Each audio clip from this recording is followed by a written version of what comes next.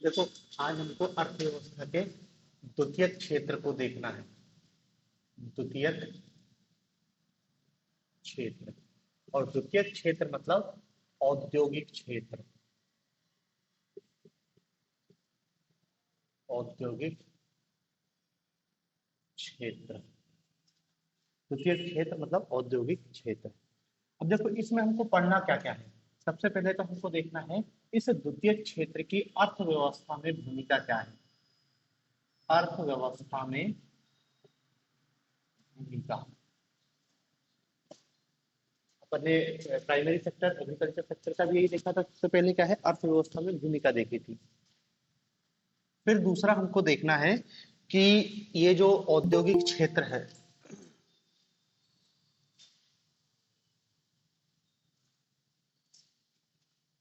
औद्योगिक क्षेत्र में भारत की औद्योगिक नीतियां, इंडस्ट्रियल पॉलिसी, औद्योगिक नीति। इसी औद्योगिक नीति के अंतर्गत इंडस्ट्रियल रिफॉर्म भी अपन समझ लेंगे कि कौन कौन से औद्योगिक सुधार किए गए भारत में।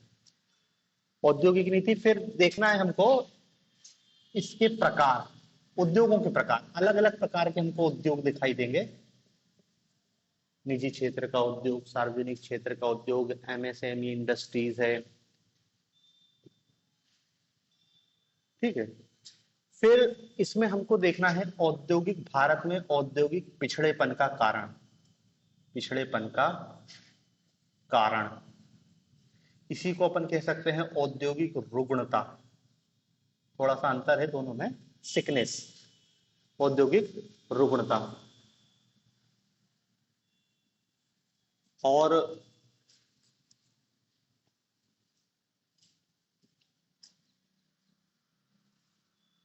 इसी में फिर अपन को क्या है, योजनाएं देखनी है।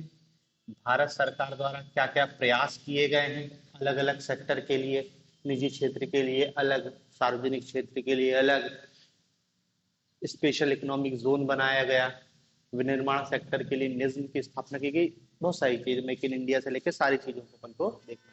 तो देखो, इन्हीं बिंदुओं पर हमको इंडस्ट्रियल सेक्टर के बारे में पढ़ना है कि भारत का औद्योगिक क्षेत्र इतना हमको सिलेबस में है, तो इतना हमको पता होना चाहिए। अब देखो, आपको भारत के औद्योगिक क्षेत्र, सेकेंडरी सेक्टर, इंडस्ट्रियल सेक्टर, पहली बात तो ये जान लो कि ये जो औद्योगिक क्षेत्र है, इस औद्योगिक क्षेत्र मतलब आपके देश की इंडस्ट्रीज, उद्योग, इस उद्योग पर कृषि निर्भर है और इसी उद्योग पर सर्विस सेक्टर निर्भर है। देखो, पहली बात तो एक चीज ये जान लो कि अर्थव्यवस्था के तीन क्षेत्र हैं, तीनों में इंटरडिपेंडेंसी। कोई भी ऐसा नहीं कह सकते कि सर्विस सेक्टर कह दे कि उद्योग की जरूरत नहीं। सर्विस सेक्टर को भी उद्योग की जरूरत है और उद्योग को भी सर्विस सेक्टर की जरूरत है। बिना मतलब तीनों पे इंटरडिपेंडेंसी, तीनों में अंतर्निर्भरता है, तीनों एक दूसरे पे पूरक है, तीनों एक दूसरे के ऊपर निर्भर है। यदि एक कोई बढ़ेगा तो दूसरे को फायदा होगा, दूसरा बढ़ेगा तो तीसरे को फायदा होगा। लेकिन जब हम औद्योगिक क्षेत्र की बात करते हैं तो औद्योगिक क्षेत्र वर्तमान में तीनों, दोनों सेक्टर को प्रभावित कर रहा है। देखो, जैसे अब भी हमने कृषि क्षेत्र पढ़ के आए, तो कृषि में हमने ये देखा था कि भारत में कृषि विकास पर ही उद्योगों का विकास निर्भर करता है, ठीक है ना। चाहे फूड प्रोसेसिंग इंडस्ट्रीज हो या फिर जो ऐसे हैं जो सीधे सीधे कृषि से कच्चा माल ले रही हैं। और नहीं तो कृषि पर ने कहा कि भारत के 42% जनसंख्या निर्भर है, उसकी आय बढ़ेगी तो औद्योगिक मांग बढ़ेगी तो इंडस्ट्रियल ग्रोथ होगा। लेकिन अब हम क्या कह रहे हैं कि उद्योग के विकास पर कृषि का विकास निर्भर है। अब तुम कहोगे उद्योग और कृषि का तो कोई संबंध ही नहीं भैया, खेती तो अलग काम है, उद्योग अलग काम है। लेकिन वर्तमान में हम क्या है, जो आधुनिक कृषि कर रहे हैं, बिना उद्योग के कृषि नहीं हो सकती, आप ये जान लो। बिना इंडस्ट्रीज के कृषि नहीं हो सकती। क्यों? क्योंकि देखो, यही उद्योग आपको, हमारे किसानों को उर्वरक बना के दे रहे हैं, दे रहे हैं ना। यही उद्योग हमारे किसानों को क्या है, पेस्टिसाइड प्रोवाइड करा रहे हैं। यही मशीनरी उपलब्ध करा रहे हैं, ट्रैक्टर, हार्वेस्टर, कल्टीवेटर। अब तुम क्या बिना इसके कृषि की कल्पना कर सकते हो कि ना तो तुमको ट्रैक्टर दे रहे हैं, ना ही तुमको उर्वरक दी जा रही है रासायनिक, और ना ही पेस्टिसाइड। वही बेल लेके और खेत जोतो, असंभव है आज के समय में। तो मतलब देखो पूरी तरीके से नहीं। अब देखो कृषि का जो एलाइड सेक्टर हमने पढ़ा है पशुपालन। अब पशुपालन भी पूरी तरीके से इसी पर निर्भर हो गया, जबकि पशुपालन का तो कोई संबंध नहीं था। पशुपालन तो भारत में यह था कि कृषि का जो अपशिष्ट निकल रहा है वो पशु ले ले रहे हैं, लेकिन अब ऐसा नहीं हो रहा। अब क्या हो रहा है, ये उद्योग ही इन पशुओं के लिए आहार प्रोवाइड करा रहे हैं। मतलब जो कृषि का अपशिष्ट माल है उसका उपयोग करते हैं, लेकिन मेन डिपेंडेंसी इस पे है। भाई देखो हमारा जो दुग्ध उत्पादन में वृद्धि हुई है, कि हमने कहा कि आधुनिक नस्लें की गायें आ रही हैं, वो इतना दूध दे रही हैं, तो उनके लिए उनको जो खाना है वो भी आपको मार्केट से खरीद के लाना पड़ेगा। तो वो कहाँ बन रहा है, इंडस्ट्रीज में बन रहा है। मछली पालन करोगे तो उसके लिए भी खाना आपको मार्केट से लेके आना पड़ेगा, वो भी किसी उद्योग में ही बन रहा है। तो समझ रहे हैं ना कि बिना इसके ये नहीं हो पा रहा। आज की स्थिति में यदि उद्योग नहीं है तो एग्रीकल्चर भी नहीं। आपके यहाँ पर यदि इंडस्ट्रियल डेवलपमेंट नहीं है तो ये सब चीज आपको बाहर से आयात करनी पड़ेगी।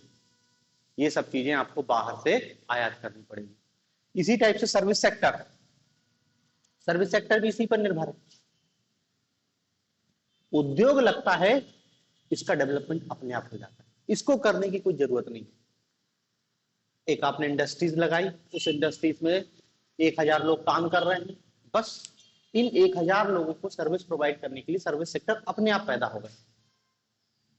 उसके बच्चों के लिए स्कूल चाहिए तो एजुकेशन सर्विस सेक्टर के लिए आएगा। उनको स्वास्थ्य की सुविधा उपलब्ध कराना है तो ये सर्विस सेक्टर के अंतर्गत आता है। इस इंडस्ट्रीज को बैंकिंग सुविधा उपलब्ध कराना है तो वो सर्विस सेक्टर, वित्त, बीमा, वो सर्विस सेक्टर के अंतर्गत आ जाएगा। जो भी इंटरटेनमेंट, होटल, जो भी है सब सर्विस सेक्टर के अंतर्गत आ जाएगा। तो ये एक ऐसा सेक्टर है, इसको दोनों को लेकर कर रहा है। मतलब इससे भले कृषि का विकास सीधे सीधे दिखाई नहीं दे रहा है, लेकिन आधुनिक कृषि तो पूरी तरीके से उद्योगों के विकास पर निर्भर है। यदि किसान को सही टाइम पे उर्वरक ही नहीं है पर्याप्त मात्रा में, तो किसान खेती कहां से करेगा, अपने आप कृषि का पिछड़ापन आ जाएगा। आपके यदि इंडस्ट्रियल डेवलपमेंट ही नहीं है तो बैंकिंग, बीमा, इन सब सेक्टर का विकास नहीं है। आप देखो भारत में जहां जहां इंडस्ट्रियल सेक्टर है वहां वहां इनका डेवलपमेंट बहुत ज्यादा, सर्विस सेक्टर, ठीक है ना। तो ये आप मतलब ये समझ लो कि अभी हम इसकी अर्थव्यवस्था में भूमिका देख रहे हैं, लेकिन ये आपको मैं बता रहा हूं कि जो औद्योगिक क्षेत्र है वो दोनों पर निर्भर, ठीक है ना। मतलब दोनों ही जो प्राथमिक क्षेत्र और तृतीयक क्षेत्र अपने विकास के लिए द्वितीयक क्षेत्र पर निर्भर है, सीधे सीधे हमको दिखाई दे रहा है। तो आप चाहो तो अर्थव्यवस्था में इसकी भूमिका बताओगे तो भी आप ये लिख सकते हो कि प्राथमिक और तृतीयक क्षेत्र का विकास द्वितीयक क्षेत्र पर निर्भर करता है। या इसको ऐसा कह सकते हैं कि भारत में कृषि और सेवा क्षेत्र दोनों ही औद्योगिक विकास पर निर्भर करते हैं। अब देखो अर्थव्यवस्था में अपन भूमिका देख रहे हैं, लेकिन इसके पहले थोड़ा सा हमको भारत के इंडस्ट्रियल सेक्टर की पृष्ठभूमि समझ लो। आप यदि थोड़ा सा पृष्ठभूमि समझ गए तो पूरी आपको पिक्चर समझ जाएगी कि भारत में उद्योग की क्या स्थिति है। हमको भारत में उद्योग क्षेत्र को समझने के लिए भारत के इतिहास में जाना पड़ेगा, वहां से हमको समझ आएगा कि भारत में उद्योग की क्या स्थिति है, अपने आप समझ जाएगा। देखो हम कहाँ पे पीछे जाएंगे, पीछे ज्यादा नहीं, हमको ब्रिटिश साम्राज्य के समय जाना पड़ेगा। अंग्रेज जब भारत में ब्रिटिशर्स आए थे, तो ब्रिटिशर्स क्या है आप जानते हो, ट्रेडर्स के रूप में आए थे, व्यापारी। ब्रिटिशर्स न केवल पूरे यूरोपियन व्यापारी आए थे, मतलब देखो पूरे यूरोप के अलग अलग देश, ब्रिटेन, फ्रांस, पुर्तगाल, डेनमार्क, अलग अलग देश, ये सब भारत में व्यापार करने के लिए आए। और ऐसा नहीं कि ये केवल इसी टाइम आए, ये बहुत लंबे समय से आ रहे हैं। अरब व्यापारी लंबे समय से भारत में व्यापार करने आए। सवाल यह है कि देखो अमेरिका तो उस समय था ही नहीं, अमेरिका को तो लोग जानते नहीं थे। अमेरिका तो 1500 में अस्तित्व में आया, उसके पहले तो अमेरिका के बारे में जानते नहीं थे कि दुनिया का हिस्सा भी है।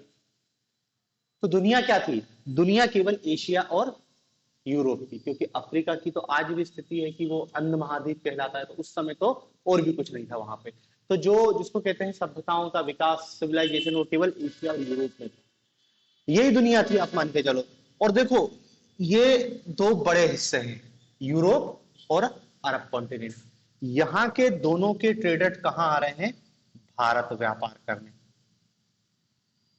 समझ रहे हैं? अब इन दो देशों के, ये दो अलग अलग क्षेत्र हैं दुनिया के जहां के व्यापारी भारत में व्यापार करने आ रहे हैं। भारत में ऐसा क्या था जो ये आ रहे हैं? भारत के व्यापारी यूरोप नहीं गए व्यापार करने, जाते थे सीमित मात्रा में। भारत में ही पूरी दुनिया के व्यापारी आते थे और यहां से सामान लेके चले जाते थे। मसाला का कहानी तो आप सभी जानते हो कि मसाले तो पूरी दुनिया में कहीं नहीं, भारत में होते थे, और थोड़े से इधर दक्षिण पूर्वी एशियाई देशों में होते थे, या फिर साउथ, जो आपकी साउथ एशियन कंट्री है, इंडोनेशिया साइड, इधर ही होते थे मसाले। लेकिन भारत मेन ट्रेडर होता था। और भी कुछ था भारत में, कपड़ा, और भी कुछ हैंडीक्राफ्ट भारत का। मतलब क्या है कि भारत की स्थिति ये थी कि भारत के सामान की डिमांड पूरी दुनिया में थी।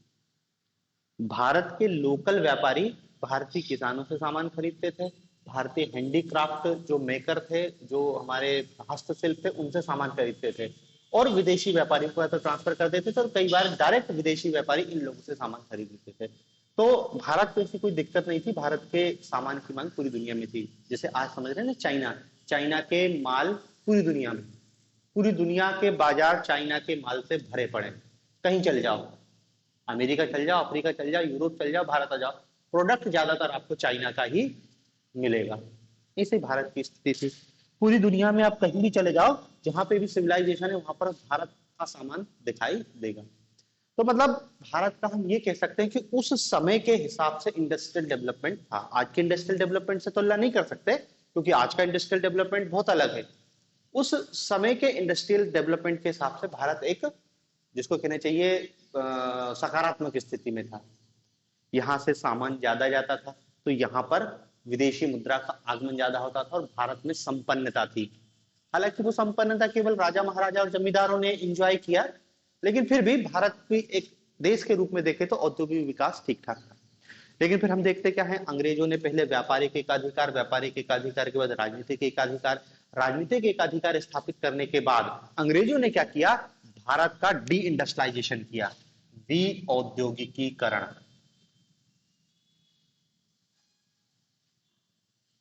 डी इंडस्ट्रियलाइजेशन मतलब भारत के उद्योगों को चरणबद्ध रूप से नष्ट करना चालू किया। अब इसकी भी लंबी कहानी है कि इनने क्यों भारत का विउद्योगीकरण किया।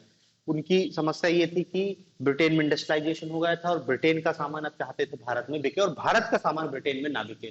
तो उनने क्या किया कि भैया, जो प्रोडक्ट भारत से ब्रिटेन जाएगा वो नहीं जाना चाहिए, इंपोर्ट ड्यूटी लगा दी। मतलब उन्होंने कहा कि यदि कोई भारत का सामान ब्रिटेन में बेचता हुआ पाया गया तो उसको फांसी की सजा, इतनी कड़ी सजा दे दी गई कि भारत का सामान। यहाँ के व्यापारी, अब जब इन पे राजनीतिक सत्ता स्थापित हो गई, तो यहाँ के हैंडीक्राफ्ट को नष्ट करना चालू किया, विभिन्न तरीके अपनाए। ले देके इनके 100-200 साल का परिणाम ये हुआ कि भारत का इंडस्ट्रियलाइजेशन, जो एक भारत औद्योगिक रूप से संपन्न देश था, औद्योगिक रूप से विपन्न देश हो गया। हालांकि 1857 के बाद अंग्रेजों ने भारत में निवेश की प्रक्रिया को बढ़ाया था, और उस निवेश की प्रक्रिया के तहत रेलवे का विकास किया है, और छोटे मोटे इंडस्ट्रीज, खासकर जैसे चाय बागान लग गए, तो उससे संबंधित इंडस्ट्रीज, जूट की खेती होती थी, जूट से संबंधित इंडस्ट्रीज, लेकिन वो बहुत सीमित पैमाने पर था। भारत में भले रेल का विकास किया, लेकिन अभी भी रेल के डब्बे, इंजन सब ब्रिटेन से बन के आते थे। ऐसा नहीं कि भारत में उन्होंने रेलवे इंजन का कारखाना लगा दिया। तो ये स्थिति हो गई। हम सीधे अब इस पूरी कहानी को स्किप करते हैं, हम आते हैं सीधे 1947। 1947 में भारत की ये स्थिति थी कि हम अपनी जरूरत का कुछ भी उत्पादन करने की स्थिति में नहीं थे। भारत का उत्पादन उन्होंने कर दिया शून्य। 200 साल, 250 साल उसके पहले भारत में सब कुछ सही था। फिर धीरे धीरे क्या है, इनने अपनी नीतियों के माध्यम से ऐसा किया कि भारत में जो भी बिक रहा था वो सब ब्रिटेन के बाजार से बन के आता था। उनकी पॉलिसी ही चीज थी। तो मतलब देखो 15 अगस्त 1947 को जब हम आजाद हुए तो हमारा इंडस्ट्रियल डेवलपमेंट बिल्कुल खत्म था। भारत में उद्योग के नाम पे कुछ भी नहीं बचा था। कुछ नाम मात्र के उद्योग स्थापित हुए थे जो अंग्रेजों का, यदि अपन उनकी पॉलिसी पढ़े इतिहास में, तो जो 1857 के बाद वित्तीय पूंजीवाद आया था उसके तहत उन्होंने कुछ पूंजी निवेश की थी और कुछ भारतीय उद्योगपतियों ने कुछ छोटी मोटी इंडस्ट्रीज स्थापित की थी। बाकी भारत में ज्यादा कुछ औद्योगिक उत्पादन था नहीं। तो मतलब देखो 1947 में हम शून्य नहीं, हम माइनस में थे, ये मान के चलो। जैसे यदि अपन भारत में इंडस्ट्रियल डेवलपमेंट का ग्राफ खींचे तो ये जो ऐसा था भारत का ग्राफ, अंग्रेजों के आने के बाद नीचे जाते जाते जाते शून्य हो गया। बाकायदा चरणबद्ध तरीके से भारत के उद्योगों को अंग्रेजों ने समाप्त किया। वो कृषि में भी उनने यही किया था और उद्योग में भी यही किया कि पूरी तरीके से उद्योग को समाप्त होना चाहिए, क्योंकि जब तक भारत के उद्योग समाप्त नहीं होंगे ब्रिटेन का इंडस्ट्रियलाइजेशन नहीं हो सकता। मतलब वही है ना कि तुम मरोगे तभी हम जिएंगे, तो वही था। भारत का जब ये खत्म होगा, इसकी मौत पर ही इनका विकास हुआ। तो इनको उनने खत्म किया, इनकी समाप्ति के बाद ये हुआ। और फिर ये देखते हैं कि आने वाला 200 साल ब्रिटेन का होता है। ब्रिटेन पूरी दुनिया का सर्वे सर्वा बन गया और भारत को एक गुलाम देश। अब 15 अगस्त 1947 को हमको ने आजादी दे दी, तो आजाद हुआ आज से।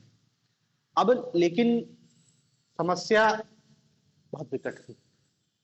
देखो आजादी की लड़ाई लड़ी वो एक अलग चीज है, लड़ाई लड़ना फिर भी आसान है। भाई आपको कुछ नहीं करना, लड़ना है। वो मारेंगे आपको, ठीक है, जेल में डालेंगे, आपको लड़ना है। लेकिन अब जो लड़ाई लड़ रहे थे उनको अंग्रेजों ने सत्ता दी कि अब तुम संभालो, अब तुम ही प्रधानमंत्री, तुम ही वित्त मंत्री, तुम ही उद्योग मंत्री। पैसा ऐसा है नहीं, इंडस्ट्रियल डेवलपमेंट है नहीं, कैसे करोगे, इतने बड़े देश को संभालो तुम। तो देखो 15 अगस्त 1947 को हम अपने उद्योग की यदि स्थिति देखें, भारत में औद्योगिक विकास शून्य बल्कि माइनस में था, कुछ भी नहीं था। अब हम यहां से मतलब ये समझ लो कि नए सिरे से चालू कर रहे हैं। भारत का औद्योगिक विकास 15 अगस्त 1947 को नए सिरे से चालू होता है। देखो एग्रीकल्चर भी अंग्रेजों ने नष्ट किया, लेकिन फिर भी एग्रीकल्चर हो तो रही थी, एग्रीकल्चर हो तो रही थी। भले उन्होंने उसके पैटर्न को बदल दिया हो, कैश क्रॉप को अपनाने की कोशिश की है, उन्हें नई नई रेवेन्यू पॉलिसी को अपनाया, लेकिन कहीं ना कहीं, लेकिन इंडस्ट्रीज तो उन्होंने खत्म ही कर दी। भारत में खासकर लघु और कुटीर उद्योग थे वो तो उन्होंने खत्म ही कर दिए। अब 1947 को भारत आजाद होता है तो हमारे जो सरकार की, हमारी जो नीति निर्माताएं थी, उनके सामने समस्या ये थी कि भारत का औद्योगिक विकास कैसे किया जाए, कैसे भारत का इंडस्ट्रियल डेवलपमेंट करना है। अब स्वाभाविक सी बात है, इंडस्ट्रियल डेवलपमेंट करना है तो उसके लिए इनने कहा कि हम औद्योगिक नीति बनाएंगे। क्या बनाएंगे? इंडस्ट्रियल पॉलिसी,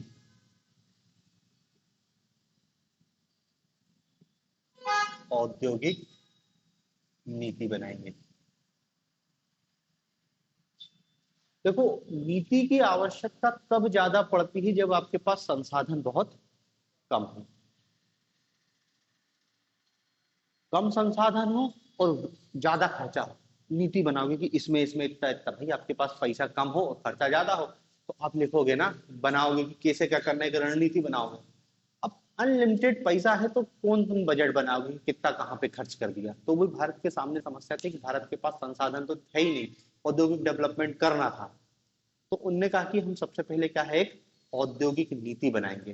तो औद्योगिक नीति में इनने सबसे पहले क्या है, 1948 की प्रथम औद्योगिक नीति बनाई, first industrial policy of India, औद्योगिक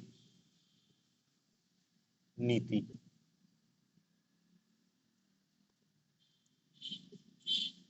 1948 भारत की प्रथम औद्योगिक नीति 1948, 6 अप्रैल 1948 यह भारत की प्रथम औद्योगिक नीति थी।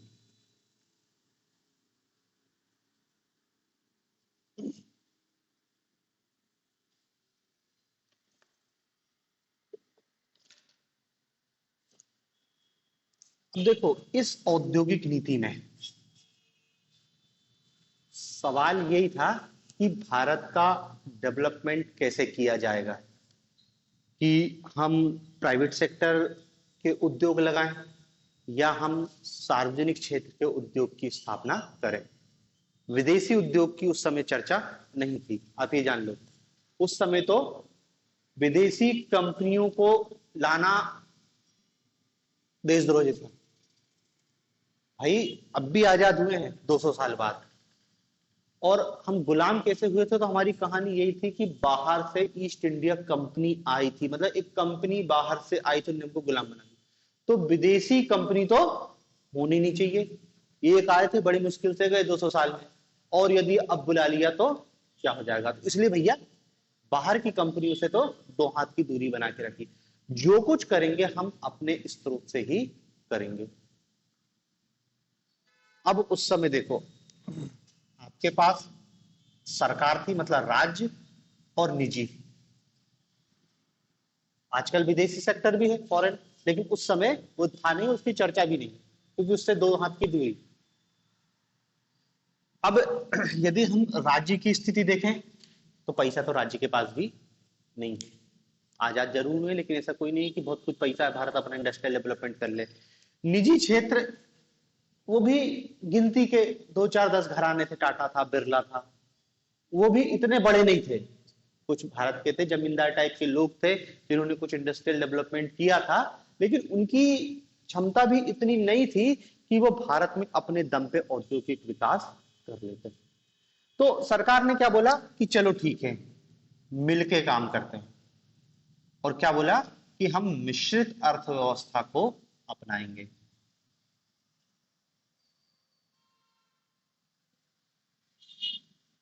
हम क्या अपनाएंगे, मिश्रित अर्थव्यवस्था को, मिक्स्ड इकोनॉमी के मॉडल को अपनाएंगे। मतलब हम अपना इंडस्ट्रियल डेवलपमेंट निजी और सार्वजनिक दोनों से करेंगे। दोनों क्षेत्रों को मिलाकर हम अपना इंडस्ट्रियल डेवलपमेंट करेंगे, ठीक है ना। और देखो मिश्रित अर्थव्यवस्था के तहत इनने क्या है बोला कि एक उद्योग होंगे केंद्र सरकार के उद्योग, मतलब जो केवल और केवल क्या है, केंद्र सूची, केवल सेंट्रल गवर्नमेंट उसमें काम करेगी। दूसरे श्रेणी में उन्होंने बोला कि राज्य सरकारों के उद्योग रहेंगे, राज्य कि जहां पर राज्य अपने अपने हिसाब से करेगा। और तीसरे स्तर पर क्या रहेगा, राज्य भी रहेगा प्लस केंद्र भी रहेगा और निजी क्षेत्र भी रहेगा। तीनों क्षेत्र मिलके अपना डेवलपमेंट करेंगे।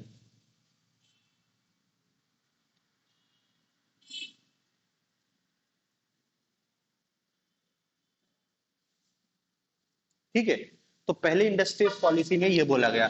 तो पहला तो इन्हें बोला मिक्स्ड इकोनॉमी अपनाएंगे, मिलजुल के करेंगे। दूसरा इन्हें बोला कि हम यहां पर लघु उद्योगों को प्राथमिकता देंगे,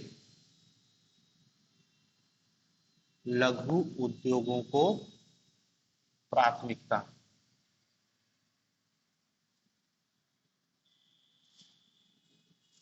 लघु उद्योगों को प्राथमिकता, देखो गांधी जी लघु उद्योगों के पक्ष में थे। लघु और कुटीर उद्योग, छोटे, बिल्कुल जितना छोटा उद्योग उतना अच्छा। बड़े उद्योग तो होने नहीं चाहिए, मशीनीकरण नहीं होने चाहिए, क्योंकि मशीन से लोगों को बेरोजगारी बढ़ती। तो मशीन का भी विरोध था भारत में कि ज्यादा बड़ी मशीन लाना। हमारे पास तो मशीन थी नहीं, हम बाहर से खरीद के लाते, लेकिन उनका नहीं, मशीन भी नहीं होने। तो लघु उद्योगों पर ही ज्यादा जोर दिया गया। अब देखो भारत अपना इंडस्ट्रियल डेवलपमेंट कर ही रहा है, मतलब हमारे उद्योग बिल्कुल शिशु अवस्था में। तो हमारे उद्योगों को विदेशी उद्योगों के जिसको कहना चाहिए कि कंपटीशन से बचाने के लिए हमने क्या है, टैरिफ नीति में बदला और आयात शुल्क लगाया कि कोई भी चीज यदि विदेश से आयात करोगे उस पर बहुत भारी टैक्स लगाएंगे और वो बहुत महंगी हो जाएगी। मतलब जो ब्रिटेन ने किया था ना कि भारत की वस्तु को ब्रिटेन में बिकने नहीं देना चाहिए, तो अब बाहर की वस्तु भारत में बिकने नहीं चाहिए, टैरिफ, बहुत ऊंचा टैरिफ लगा दिया। 10,000 की वस्तु है, 50,000 टैक्स दो, 60,000 की होगी, क्या करो, आदमी नहीं खरीदेगा। उनका ठीक है भैया, कहीं से देख लो जो कुछ मिल जाए। ताकि क्या है, विदेशी वस्तु अब भारत में नहीं आएंगी तो भारत की वस्तु बिकेगी, मतलब भारतीय कंपनी की मोनोपोली हो जाएगी भारत में, ठीक है ना। तो ये कुछ प्रारंभिक औद्योगिक नीति, मतलब देखो आपसे नहीं पूछा जाएगा कि फर्स्ट इंडस्ट्रियल पॉलिसी क्या है, लेकिन आपको भारत के औद्योगिक विकास में आपको सभी इंडस्ट्रियल पॉलिसी के बारे में पता होना चाहिए कि पहली औद्योगिक नीति में क्या किया गया था। पहली औद्योगिक नीति में ज्यादा कुछ था नहीं करने के लिए, तो ये 2-3 पॉइंट आप उसमें याद रखना। फिर सेकेंड इंडस्ट्रियल पॉलिसी आती है 1956 की, द्वितीय औद्योगिक नीति 1956 की सेकेंड इंडस्ट्रियल पॉलिसी।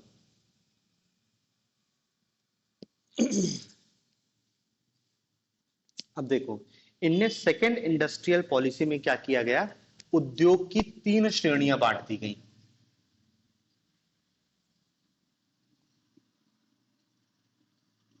उद्योग की 3 श्रेणियों में डिवाइड किया।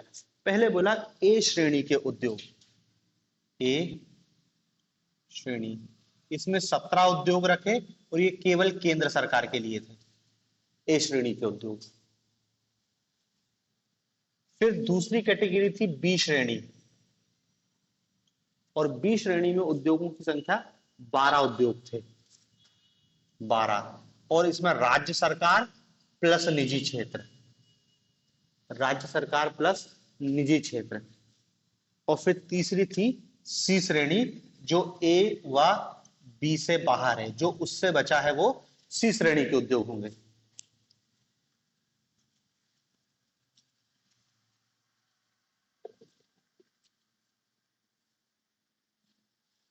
सी श्रेणी के उद्योग, तो समझ रहे ना कि पहले जो 17 उद्योग थे, केवल सार्वजनिक क्षेत्र का एक अधिकार होगा, खासकर केंद्र सरकार का, कि अस्त्र शस्त्र, अणुशक्ति, लोहा, इस्पात, भारी मशीनरी, कोयला, वायुयान, रेलवे, सब 17, इसी 17 कैटेगरी बना दी।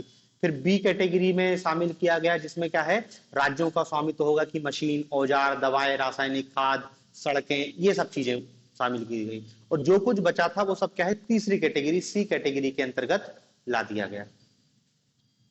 ठीक है, तो ये 3 कैटेगरी डिवाइड किया गया।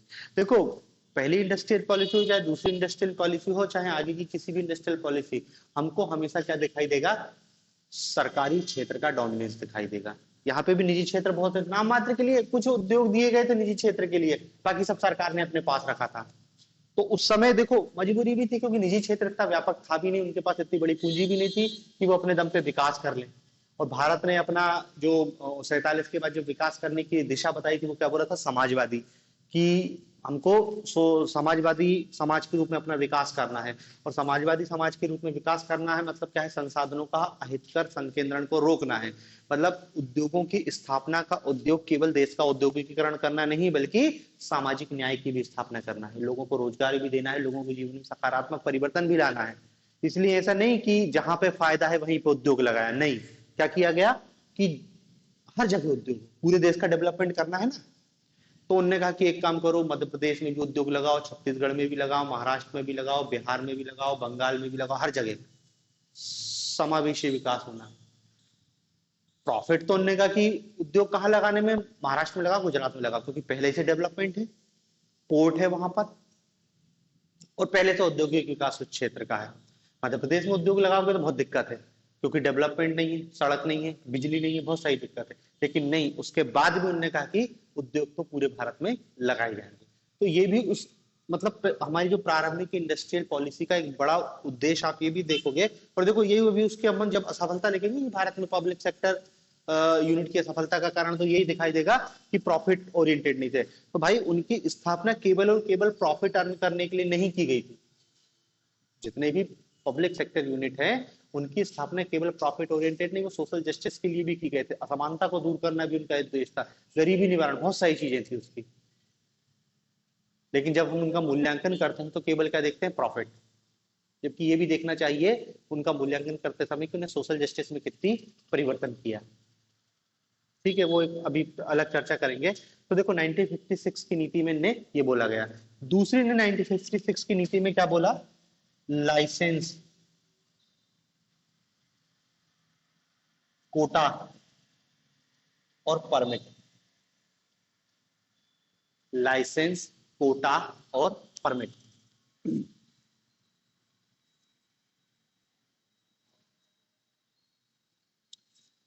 लाइसेंस मतलब आपको कोई भी इंडस्ट्री उत्पादित करनी है तो उसके लिए सरकार से लाइसेंस लेना पड़ेगा।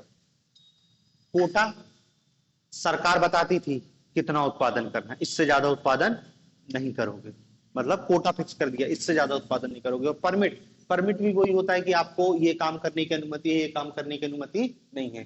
तो अब आप यदि कोई प्राइवेट सेक्टर का व्यक्ति उद्योग स्थापित करना चाहता है तो उसको लाइसेंस कोटा परमिट, आगे जाके यही बहुत समस्या करता है, इसको कह देते हैं लाइसेंस कोटा परमिट राज, क्योंकि लाइसेंस लेना बहुत टेढ़ी की हो जाती थी, भ्रष्टाचार होता था, हर किसी के बस की बात नहीं थी लाइसेंस लेना। तो ये लाइसेंस कोटा परमिट की अनिवार्यता की गई। और तीसरी बात क्या बोली गई कि जो सार्वजनिक क्षेत्र की इकाइयां हैं वो देश के पिछड़े क्षेत्रों में भी स्थापित की जाएंगी, पिछड़े क्षेत्रों में भी स्थापित की जाएंगी। अभी वही बताया, सोशल जस्टिस की स्थापना करना है।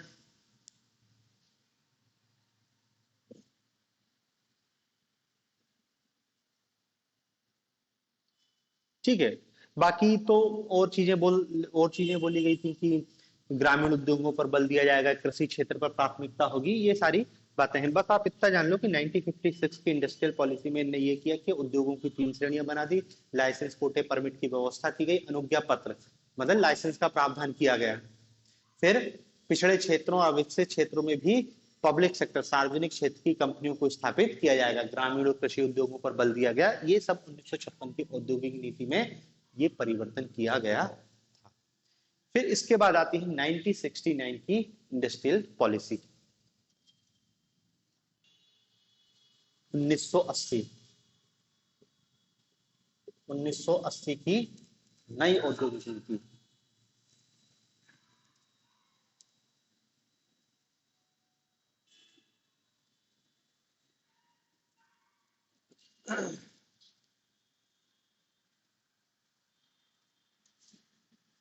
देखो 1980 की औद्योगिक नीति में क्या बोला है, ये 1980 की औद्योगिक नीति 56 का ही विस्तृत रूप था, जो 56 में औद्योगिक नीति आई थी ना उसी का एक्सटेंडेड फॉर्म था। इनने क्या बोला कि उद्योगों का आधुनिकीकरण, विस्तार और पिछड़े क्षेत्रों का विकास, उद्योगों का आधुनिकीकरण,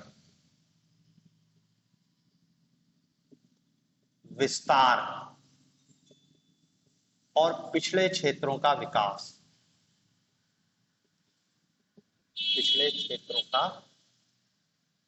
विकास, ये तीनों, पिछड़े क्षेत्रों का विकास, ये तीनों की तीनों इस इंडस्ट्रियल पॉलिसी के मेन उद्देश्य थे कि उद्योगों का आधुनिकीकरण करना है, उद्योगों का विस्तार करना है और पिछड़े क्षेत्रों में उद्योगों का विकास करना है, पिछड़े क्षेत्रों का विकास करना। ठीक है, दूसरा इसमें बोला गया कि यदि तकनीकी हस्तांतरण कर रहे हैं, तकनीकी हस्तांतरण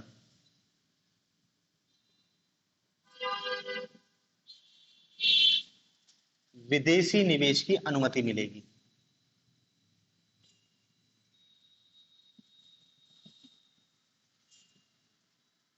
यदि तकनीकी हस्तांतरण कर रहे हो तो विदेशी निवेश की अनुमति दी गई।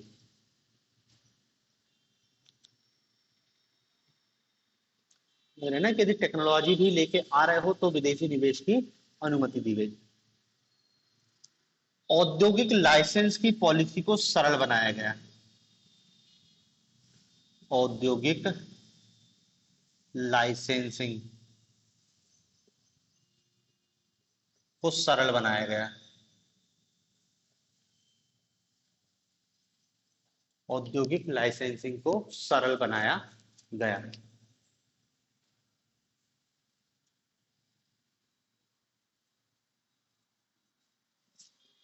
चौथी बात, M R T P, M R T P की सीमा 50 करोड़ कर दी गई, 50 करोड़ कर दी गई, एम आर टी पी की सीमा 50 करोड़ कर दी गई।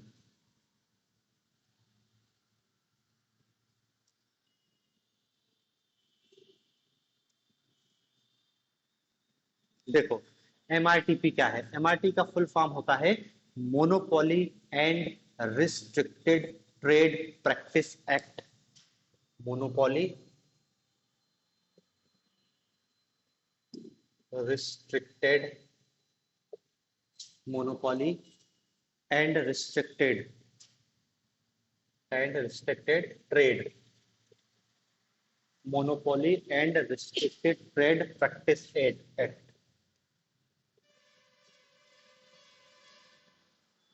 प्रैक्टिस एक्ट, एकाधिकार तथा प्रतिबंधक व्यापार प्रक्रिया अधिनियम। ये एमआरटीपी की अवधारणा लेके आए थे 1969 की औद्योगिक नीति में।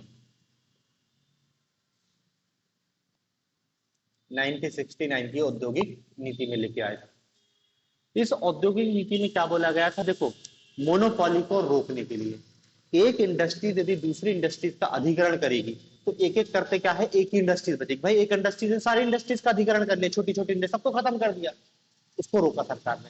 और जब ये एक्ट लाया गया था 1969 में, तो सरकार ने क्या बोला था 1969 में कि 25 करोड़ रुपए से यदि अधिक की कोई इंडस्ट्रियल का अधिग्रहण होता है तो सरकार की परमिशन लगेगी। समझ रहे हैं ना कि यदि एक इंडस्ट्री दूसरी इंडस्ट्री को खरीद भी रही है और यदि 25 करोड़ रुपए हो रहा है तो फिर सरकार से अनुमति लेना पड़ेगा। हम मोनोपोली स्थापित नहीं होने देंगे, मोनोपोली स्थापित नहीं होने देंगे।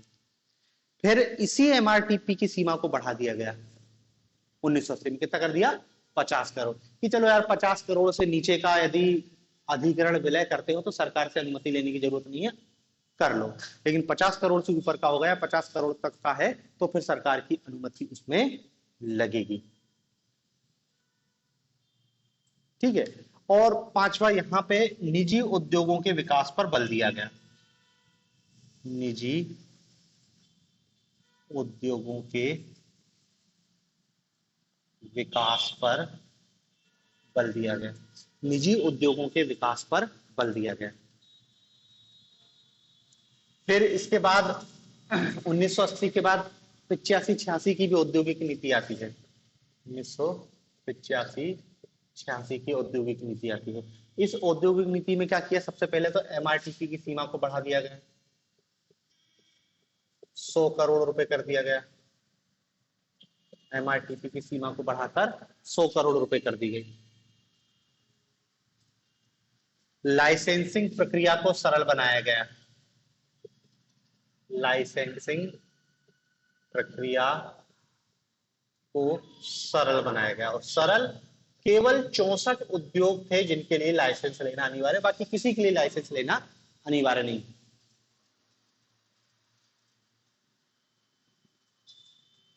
सनराइज उद्योगों की अवधारणा आई।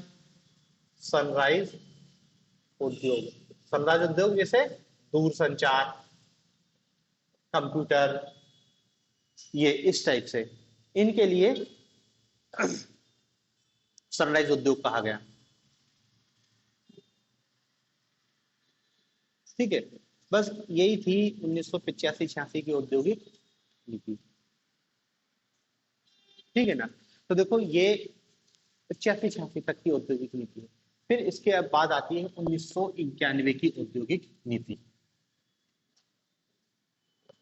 अब देखो, इसकी औद्योगिक नीति पढ़ी है, बहुत कम संभावना पेपर में पूछे। पहले तो पूछ भी लेता पीपीटी एमआरटीपी के क्या है, फेरा क्या है, तो वो भी नहीं पूछता, खत्म हो गया, सब पुरानी चीज हो गई।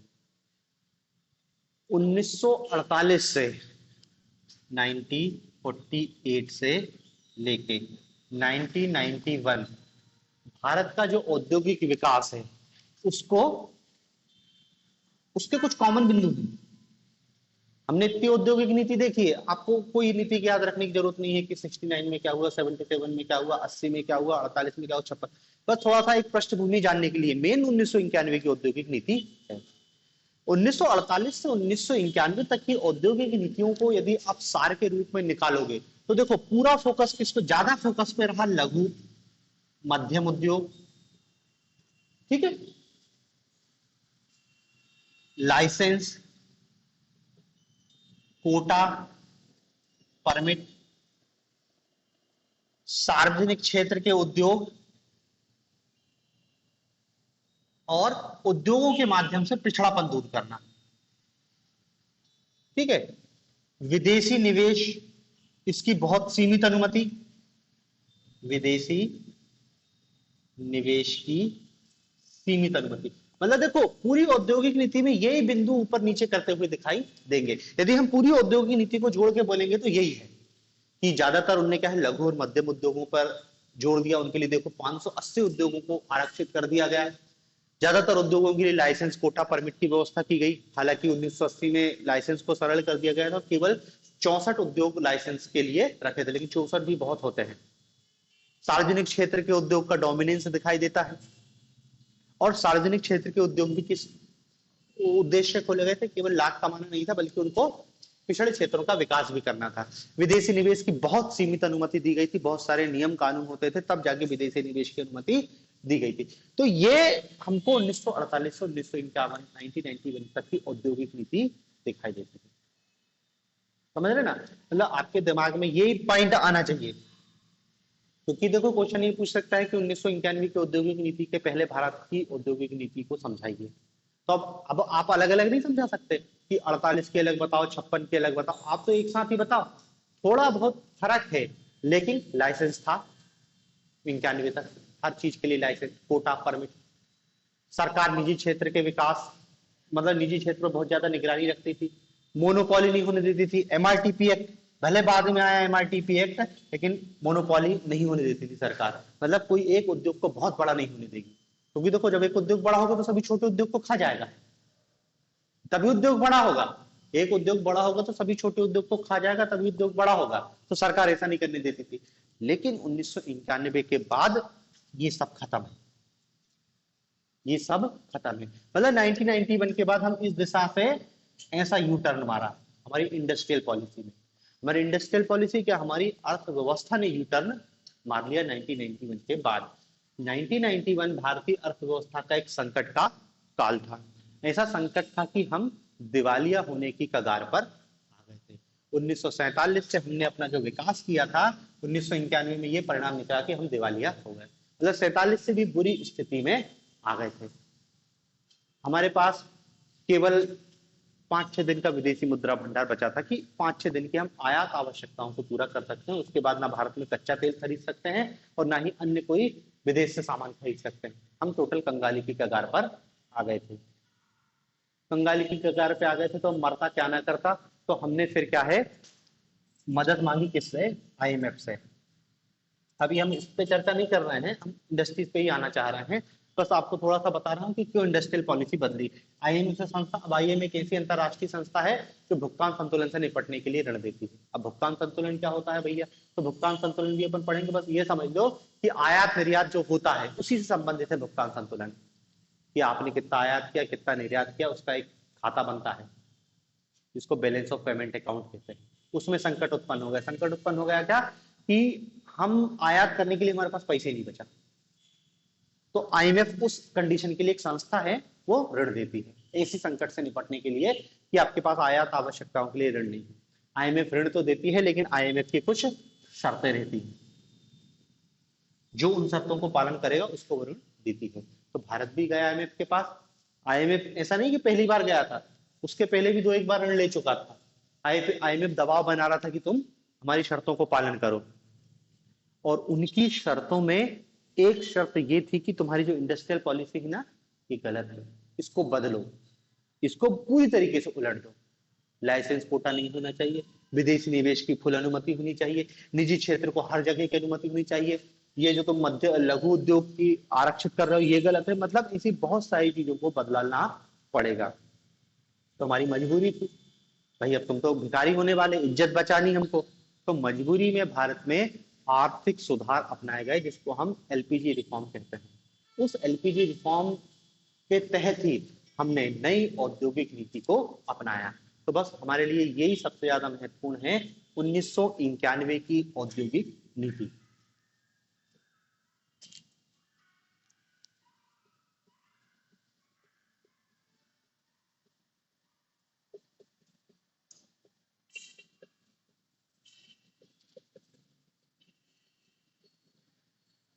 नाइनटीन 91 की औद्योगिक नीति।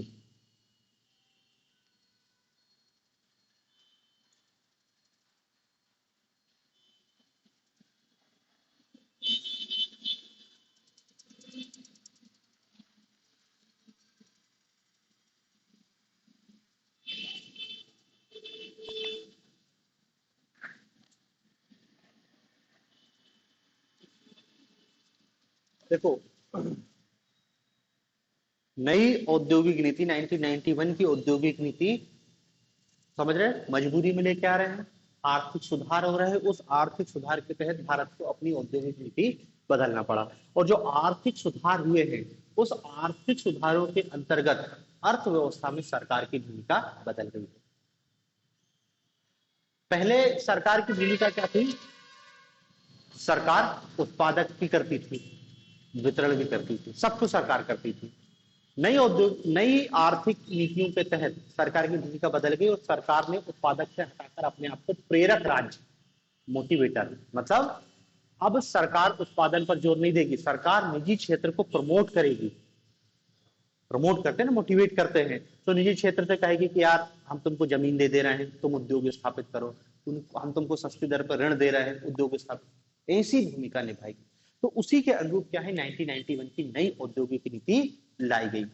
अब देखो, नई औद्योगिक नीति लाई गई, सरकार की भूमिका को सीमित कर दिया गया, तो स्वाभाविक सी बात है लाइसेंस, कोटा, परमिट सब खत्म हो जाएंगे, विदेशी निवेश की अनुमति होगी, ठीक है ना। तो देखो, हमको नई औद्योगिक नीति की क्या विशेषताएं थी, उसमें क्या परिवर्तन किए गए, इन परिवर्तनों को हमको समझना है कि कौन कौन से चेंजेस किए गए नई औद्योगिक नीति के अंतर्गत। पहली बात इसमें क्या है, उद्योग को 3 श्रेणियों में बांटा गया। उद्योग को 3 श्रेणियों में बांटा गया। 3 श्रेणियों में औद्योगिक इकाइयों का विभाजन किया गया। प्रथम श्रेणी, प्रथम श्रेणी, इसमें सरकार का एकाधिकार होता था। सरकार का एकाधिकार, सरकार का एकाधिकार, इसमें मतलब ना तो विदेशी सेक्टर आएगा ना निजी सेक्टर आएगा। ये वैसे सेक्टर थे जो देश की एकता, अखंडता, राष्ट्रीय संप्रभुता और सुरक्षा से जुड़े हुए थे, समझ रहे ना, जैसे परमाणु ऊर्जा, ऐसे क्षेत्र। इनकी संख्या पहले 5 थी, फिर 3 की गई, वर्तमान में केवल 2 बचे। एक कौन सा? एक परमाणु ऊर्जा और एक रेलवे। रेलवे में देखो धीरे धीरे हो रहा है, लेकिन अभी भी रेलवे केवल स्टेशन के स्तर पर हुआ, मतलब सरकार का एक अधिकार था। पहले इनकी 5 थी संख्या, फिर 3 कर दी गई, अब केवल क्या बची है? 2। 2 के नाम याद रखना, परमाणु ऊर्जा और रेलवे। ये धीरे से 2 भी खत्म हो जाएंगे, धीरे से 2 भी खत्म हो जाएंगे और सरकार का एक अधिकार पूरी तरीके से खत्म हो जाएगा। दूसरा, द्वितीय श्रेणी के उद्योग। ये ऐसे उद्योग की श्रेणी थी जिनमें उद्योग तो कोई भी स्थापित कर सकता, सरकार भी कर सकती, निजी क्षेत्र भी कर सकता है, लेकिन इसके लिए लाइसेंस लेना अनिवार्य है। लाइसेंस लेना अनिवार्य है, समझ रहे ना। सरकार मतलब यहां पे भी सरकार की भूमिका है। पहले में तो सरकार ही है केवल, दूसरे श्रेणी के उद्योग में भैया कुछ ऐसे उद्योग रहेंगे जिनके लिए लाइसेंस लेना अनिवार्य होगा। मतलब जैसे उन्होंने कहा कि मादक पेय, तंबाकू, खतरनाक रसायन, इलेक्ट्रॉनिक सामान, इन सब के लिए लाइसेंस। तो सेकंड कैटेगरी। थर्ड कैटेगरी आते थे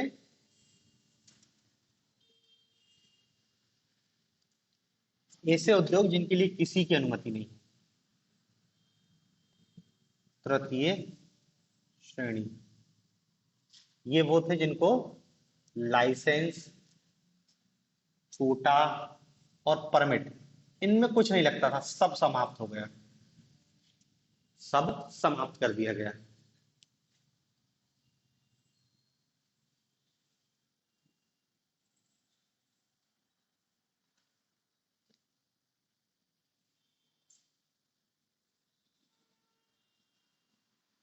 ठीक है, तो पहली बात तो 3 कैटेगरी का उद्योग का विकास किया गया। दूसरा कह सकते हैं कि इस औद्योगिक नीति के माध्यम से लाइसेंसिंग नीति का अंत कर दिया गया। लाइसेंस नीति की समाप्ति। ठीक है ना। केवल कुछ उद्योग थे जिनके लिए लाइसेंस अनिवार्य था, ये है ना जो द्वितीय श्रेणी। केवल ऐसा लिख सकते हो कि केवल द्वितीय श्रेणी के उद्योग के लिए, द्वितीय श्रेणी के उद्योग के लिए लाइसेंस अनिवार्य था। मतलब हम ये कह सकते हैं कि अब भारत में व्यवसाय करना, उद्योग स्थापित करना बहुत आसान हो गया। पहले भारत में आसान नहीं था। तुमको छोटा सा, जैसे तुम बेकरी उद्योग भी खोलना चाह रहे हो तो उसके लिए भी पहले सरकार से लाइसेंस ले, भाई ब्रेड बनाना है, उसके लिए भी सरकार से लाइसेंस लगता था, और लाइसेंस मिलना इतना आसान होता नहीं था, तो व्यक्ति कुछ नहीं कर पाता था, ब्रेड इंडस्ट्रीज भी स्थापित नहीं कर पाता था। अब लेकिन यहाँ पर नई औद्योगिक नीति के तहत भारत में उद्योग स्थापित करना सरल कर दिया गया, क्योंकि कुछ उद्योग को छोड़कर किसी के लिए ना लाइसेंस की जरूरत है ना परमिट, अपने हिसाब से उत्पादन करो। तो ये भी कह सकते हैं कि इस नीति के माध्यम से उद्योग की स्थापना करना सरल कर दिया गया। तीसरी इसमें क्या बात बोली गई, इस नीति के माध्यम से सार्वजनिक क्षेत्र की महत्व में कमी लाई गई।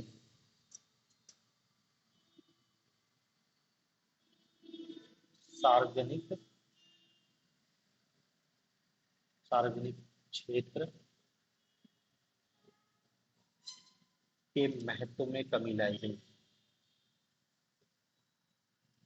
सार्वजनिक क्षेत्र के महत्व में कमी लाई गई।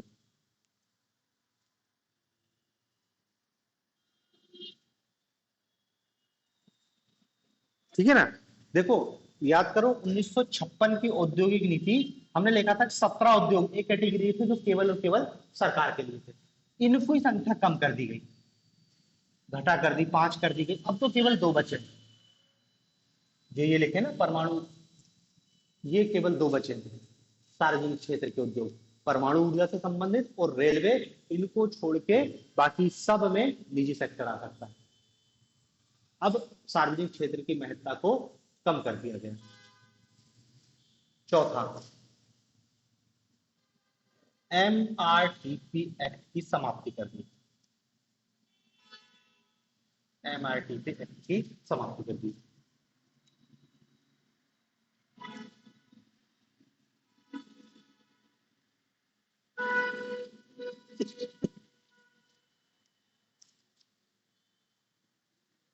ठीक है ना। अब मतलब कंपनियों को विलय अधिग्रहण में सरकार का कोई रोल नहीं है। हाँ, हालांकि इसकी जगह सरकार ने प्रतिस्पर्धा आयोग लेके आया है, बाद में स्थापित किया गया है, बहुत बाद में, प्रतिस्पर्धा आयोग, कंपटीशन कमीशन, लेकिन उसका रोल वैसा नहीं है जैसे एमआरटीपी एक्ट का हुआ करता था। हाँ, वो बहुत बाद में लेके आए हैं, लेकिन वो वैसा नहीं है जैसा एमआरटीपी ये एक्ट हुआ करता था।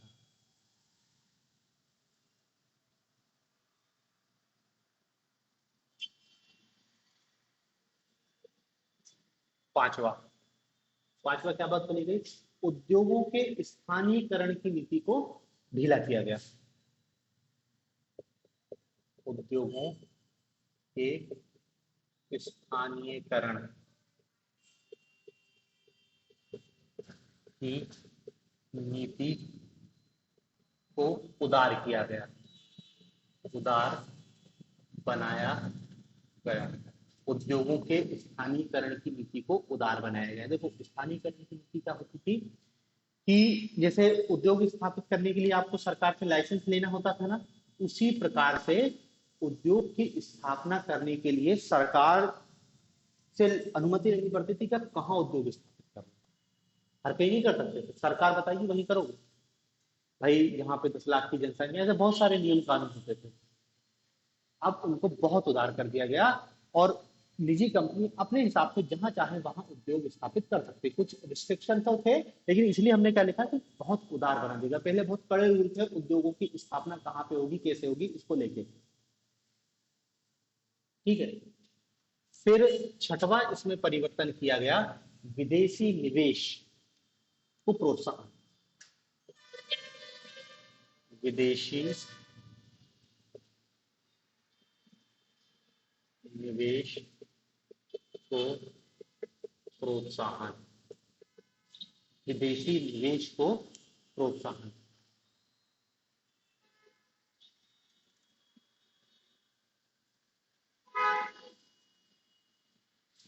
ओपन किया गया और धीरे धीरे करके नीतियों को उदार किया गया कि फॉरेन इन्वेस्टमेंट आना चाहिए। पहले कुछ क्षेत्रों के लिए अनुमति दी गई, फिर धीरे धीरे अब तो लगभग लगभग सभी क्षेत्रों में विदेशी निवेश को सरकार प्रोत्साहित कर रही है।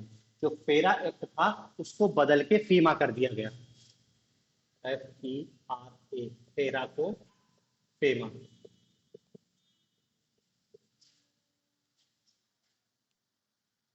फॉरेन एक्सचेंज मैनेजमेंट एक्ट,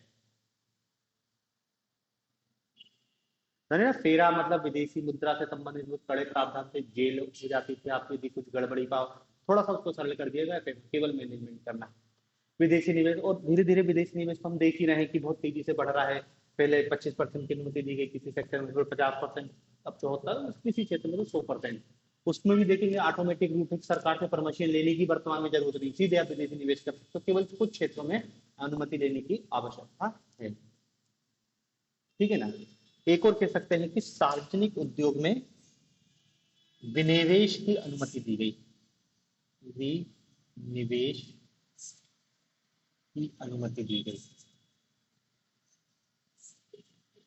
सार्वजनिक क्षेत्र के उद्योग में डिसइन्वेस्टमेंट की अनुमति दी गई।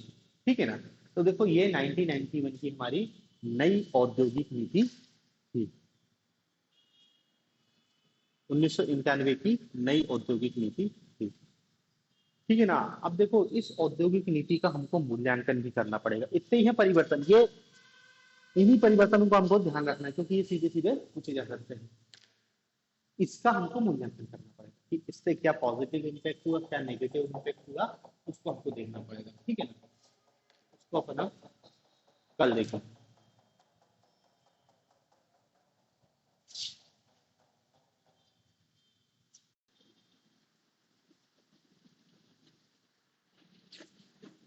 देखो कल हम भारत की औद्योगिक नीति देखे थे, और विभिन्न औद्योगिक नीतियों को देखते हुए 1948 के बाद से अपन ने भारत की औद्योगिक नीतियों को देखा था, और उन औद्योगिक नीतियों में अपन फाइनल 1991 की औद्योगिक नीति पर पहुंचे थे, जिसको हम नई औद्योगिक नीति कह रहे हैं।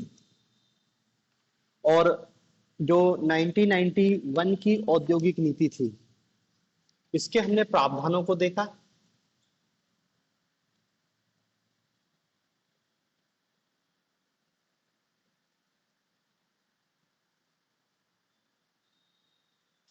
नई औद्योगिक नीति के हमने प्रावधानों को देखा, क्या विशेषताएं पूछे, प्रावधान पूछे, या क्या परिवर्तन किया गया, ये सारी बिंदुओं को अपन ने देखा था।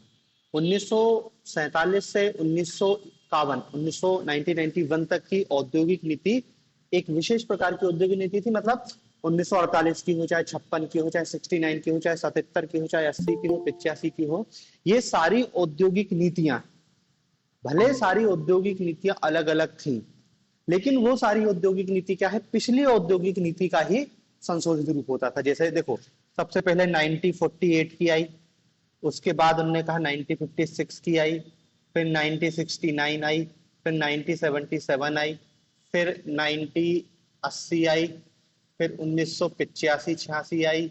ये इन सारी औद्योगिक नीतियों में दरअसल क्या है, ऐसा संबंध कि पहले 48 की औद्योगिक नीति आई तो उसमें कुछ संशोधन करके 56 लाया गया, फिर हो सकता है कि 56 के प्रावधानों को फिर से संशोधित किया गया 69, फिर 77, फिर 80। मतलब क्या है कि जो हर नई औद्योगिक नीति का है, पिछली औद्योगिक नीति का संशोधित रूप होती थी या उसी से रिलेटेड होती थी। लेकिन जो 1991 की नई औद्योगिक नीति आई थी, इस औद्योगिक नीति में इस पूरे चक्र को बदल दिया गया। मतलब देखो भले ये अलग अलग सन में अलग अलग औद्योगिक नीति थी, लेकिन ये औद्योगिक नीति की दिशा इस रूप में ही थी। मतलब हम वही मैंने कल भी बताया था, 4-5 बिंदुओं में आप पुरानी 1991 के पहले की औद्योगिक नीति बना सकते हो कि भाई सार्वजनिक क्षेत्रों की प्रधानता होती थी, विदेशी निवेश की बहुत सीमित अनुमति होती थी, बहुत सारे रिस्ट्रिक्शन लगते थे विदेशी निवेश को लेके, विदेशी निवेश को लेके बहुत सारे रिस्ट्रिक्शन होते थे। साथ ही साथ क्या बता सकते हैं कि निजी क्षेत्र के विकास की बहुत सीमित संभावना थी, उद्योगों का वर्गीकरण होता था कि लघु उद्योगों के लिए आरक्षित क्षेत्र होते थे, सार्वजनिक क्षेत्र होते थे, और फिर उसके लिए बचे हुए क्या बड़े उद्योग स्थापित होते थे। लाइसेंस कोटा परमिट राज हुआ करता था। ये सारी औद्योगिक नीति विशेष है।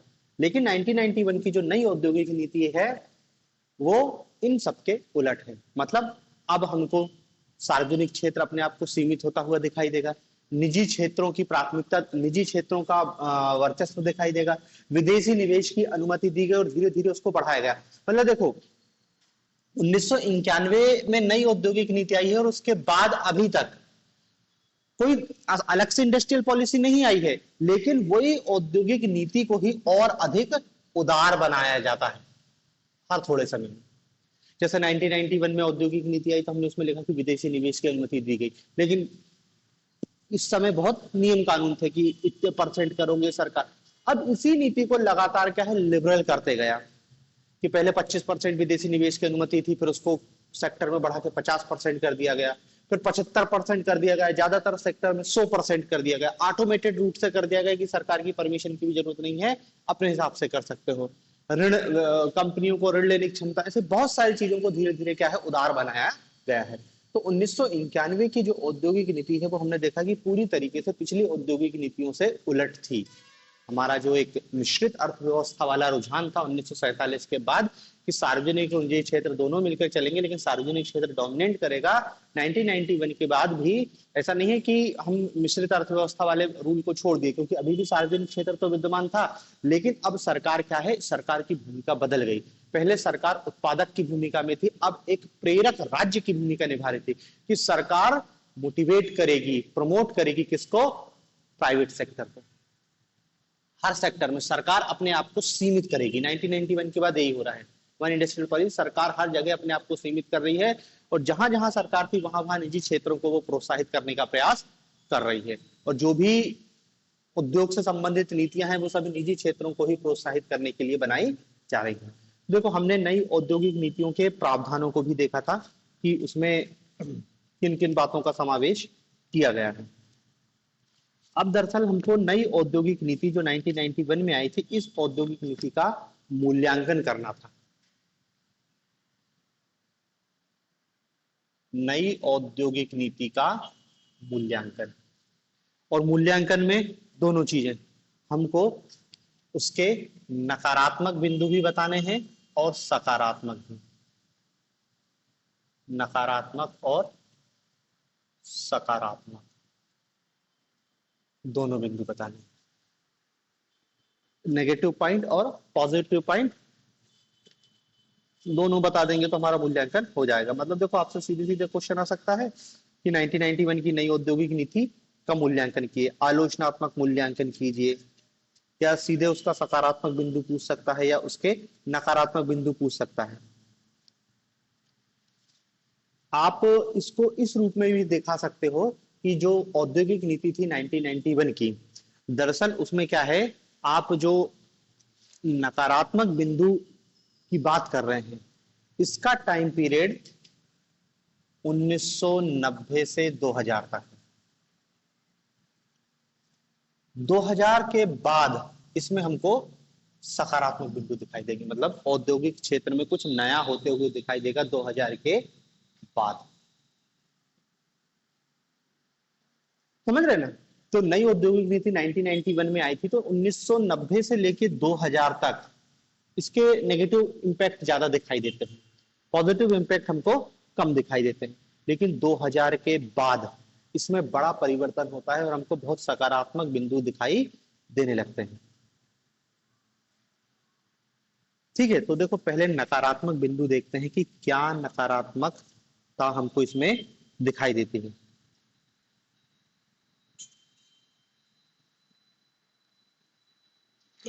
देखो पहला नेगेटिव इंपैक्ट तो हमको ये दिखाई देता है कि जो हमारी औद्योगिक विकास है, भारत के औद्योगिक विकास, औद्योगिक विकास, भारत के औद्योगिक विकास पर अनुकूल प्रभाव नहीं दिखा।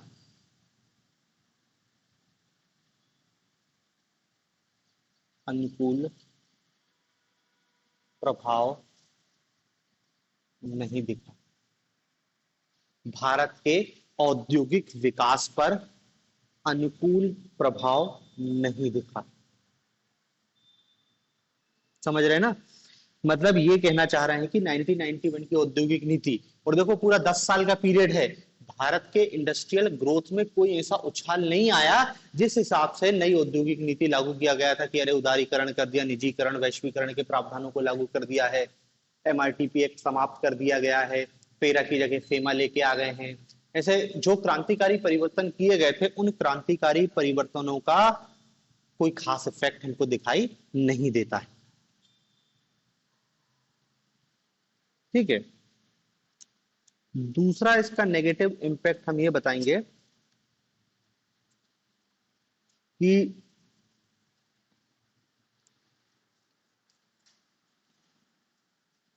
जो नई औद्योगिक नीति है, इससे पूंजीगत वस्तुओं के उत्पादन पर नकारात्मक प्रभाव पड़ा। पूंजीगत वस्तुओं के उत्पादन पर नकारात्मक प्रभाव।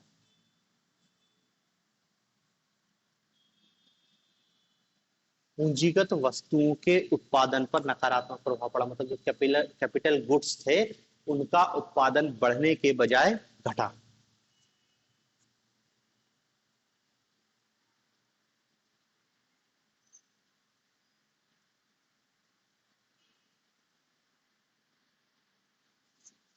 ठीक है। मतलब अब दरअसल जो नई औद्योगिक नीति है, वो पूरी तरीके से किस पे फोकस कर रही थी? उपभोक्ता वस्तुओं पर फोकस कर रही थी। तो उपभोक्ता वस्तुओं पर फोकस करने के कारण पूंजीगत वस्तुओं के उत्पादन में हमको कमी दिखाई देती है। और पूंजीगत वस्तुओं का उत्पादन, यदि अपन उस सेक्टर की बात करें, 1980 के दशक में 9.4% की ग्रोथ रेट थी। कब? 1980 में 9.4% की ग्रोथ रेट थी कैपिटल गुड्स सेक्टर में, जो कि मतलब 1990 के बाद आते आते नौवीं योजना में केवल 4.7% रही। तो ये डाटा बताओ तो ठीक, नहीं तो सीधे पॉइंट ही लिख देना कि पूंजीगत वस्तुओं के उत्पादन पर नकारात्मक प्रभाव दिखाई देता है।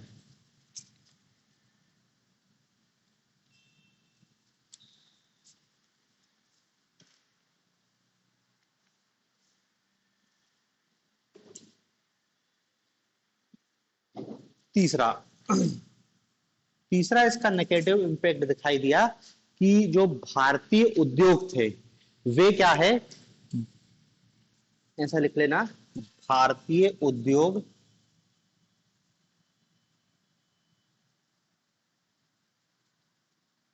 बहुराष्ट्रीय कंपनियों के, बहुराष्ट्रीय कंपनियों, भारतीय उद्योग बहुराष्ट्रीय कंपनियों के साथ असमान प्रतिस्पर्धा के लिए विवश हुए। असमान प्रतिस्पर्धा।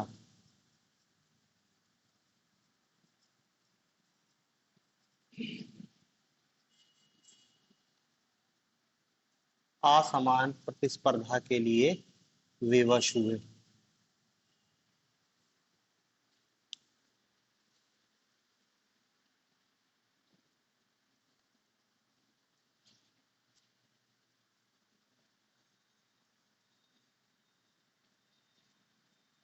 समझ रहे कहना क्या चाह रहे हैं? कि देखो 1990 तक हमने देखा है कि भारत में जो इंडस्ट्रियल डेवलपमेंट था, कोई इतना व्यापक नहीं था। एमएनसी भारत की नहीं थी, मतलब मल्टीनेशनल कंपनी नहीं थी, कोई बहुत बड़ी जॉइंट कंपनी नहीं थी जैसे आज है रिलायंस है, टाटा है। ये उस समय रिलायंस तो खैर नाम मात्र की थी, टाटा भी थी, लेकिन इतनी बड़ी नहीं थी जितनी बड़ी आज है। आज इनका मार्केट कैपिटलाइजेशन जितना है, उतना उस समय था नहीं। मतलब छोटी छोटी कंपनियां थी भारत की। अब भारतीय कंपनी क्या है, 1991 के इंडस्ट्रियल पॉलिसी के तहत उदारीकरण किया गया, विदेशी निवेश, विदेशी कंपनियां भारत में आना चालू कर दी। तो जो भारतीय लोकल इंडस्ट्रीज थे, उनको कंपटीशन का सामना करना पड़ा, और कई लोकल इंडस्ट्रीज बिक गई, या फिर विदेशी कंपनियों की प्रतिस्पर्धा के सामने वो फेल हो गई।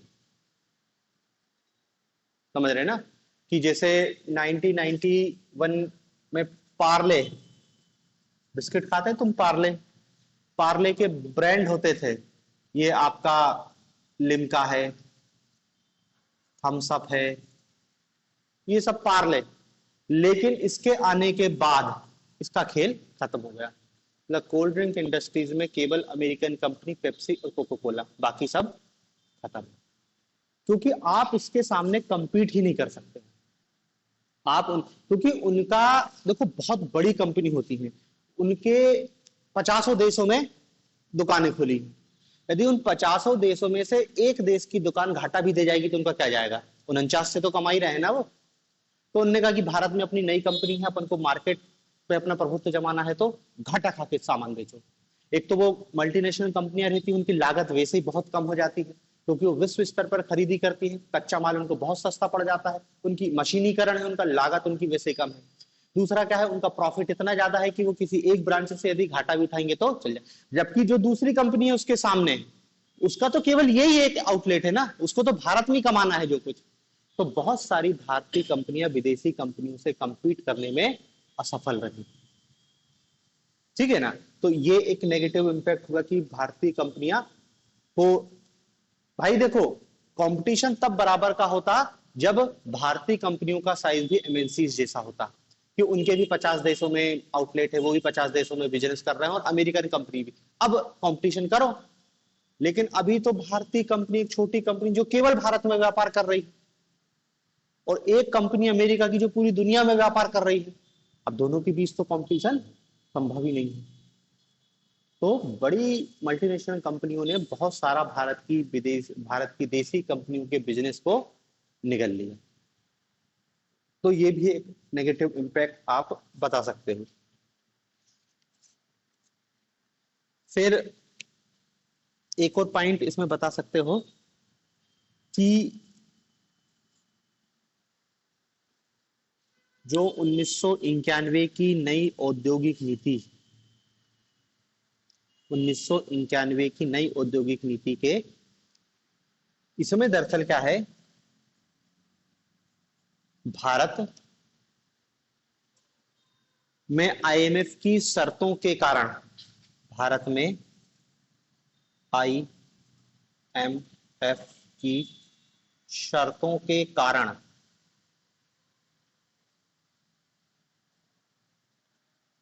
निवेश में धीमापन था, निवेश में धीमापन। जो बोला गया था कि इन्वेस्टमेंट इतना आएगा, फॉरेन, खासकर फॉरेन और प्राइवेट इन्वेस्टमेंट उतना आया नहीं। और उसका बड़ा कारण क्या था कि हमने आईएमएफ से लोन लिया था, उसकी शर्तें थी, उन शर्तों को पालन करने में कुछ रूल्स एंड रेगुलेशन ऐसे थे कि जो निवेश के आकर्षित नहीं कर पाए। और ये 5-6 बिंदु हैं, एक और पॉइंट लिख सकते हो कि विदेशी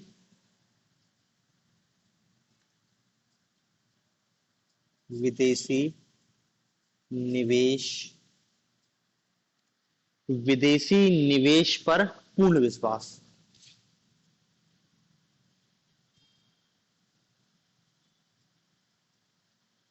विदेशी निवेश पर पूर्ण विश्वास।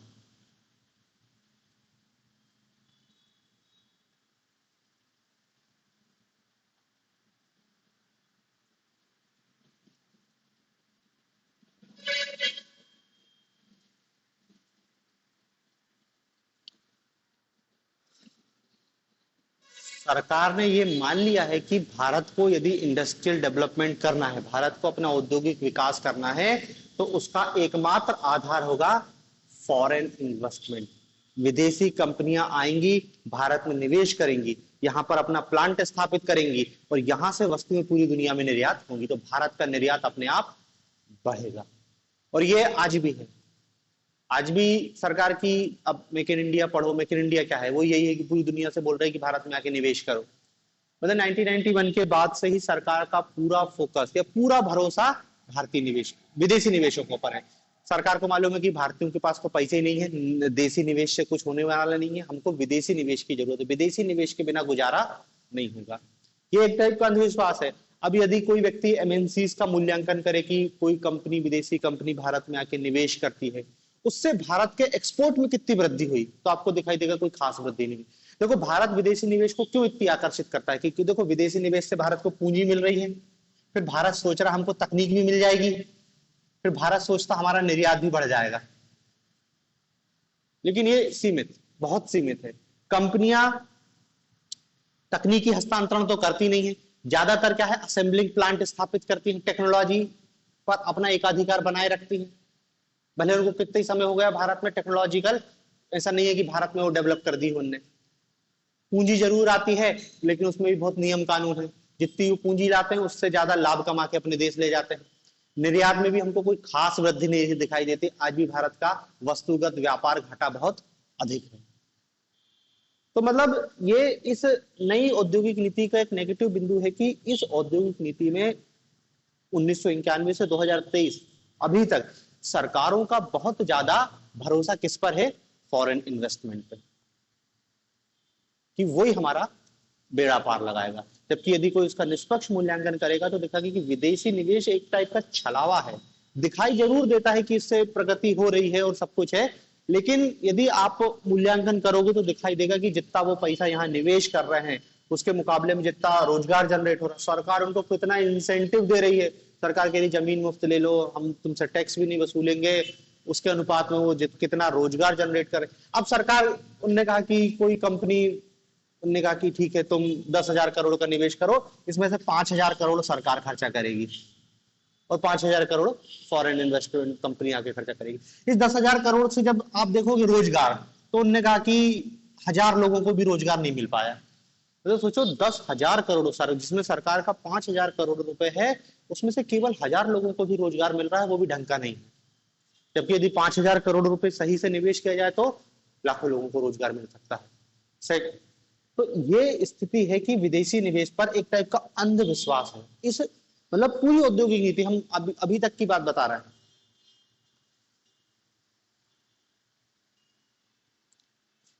बस इतने ही नेगेटिव पॉइंट है, चाहो तो एक पॉइंट और लिख सकते हो। अब खैर वो तो पुराना पॉइंट हो गया है कि व्यावसायिक उपनिवेशवाद का खतरा।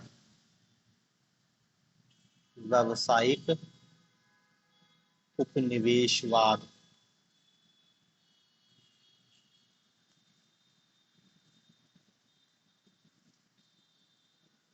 वही जिसको नव उपनिवेशवाद कहते हैं हम, कि फॉरेन कंपनियां आएंगी और भारत में इतना बड़ा पैमाने पे निवेश करेंगी, उनके पास इतनी बड़ी पूंजी है, तो कहीं भारत अपनी संप्रभुता इन विदेशी कंपनियों के हाथों में ना गवा बैठे। तो ये खतरा तो खैर सदा से है, और इसमें थोड़ी बहुत सच्चाई भी है कि जो मल्टीनेशनल कंपनियां हैं वो भारत की नीतियों को प्रभावित करती हैं। भारत में तो फिर भी हमको इतना स्पष्ट रूप से दिखाई नहीं देता है, लेकिन बहुत सारी अफ्रीकन कंट्रीज में ये मल्टीनेशनल कंपनी सरकार को गिरा देती है, सरकार को बदल देती है, सत्ता परिवर्तन कर देती है। तो ये एक खतरा भी है। तो देखो ये इसके कुछ नेगेटिव इंपैक्ट हैं, किसके, नई औद्योगिक नीति के। आपको इसमें नकारात्मक बिंदु इतने बताने हैं। अब आते हैं सकारात्मक बिंदु पर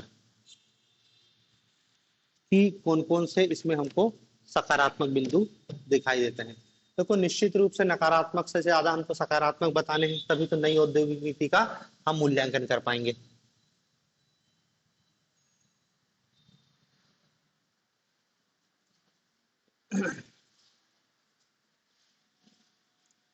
देखो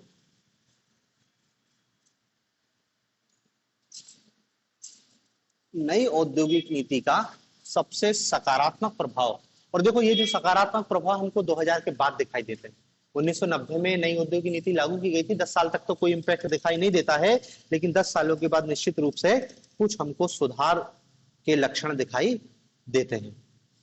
तो देखो सकारात्मक बिंदु में क्या लिख सकते हैं कि गतिविधियों हेतु समय की बचत हुई, या इसको हम ऐसा कहते हैं, ऐसा कह सकते हैं, ease of doing business.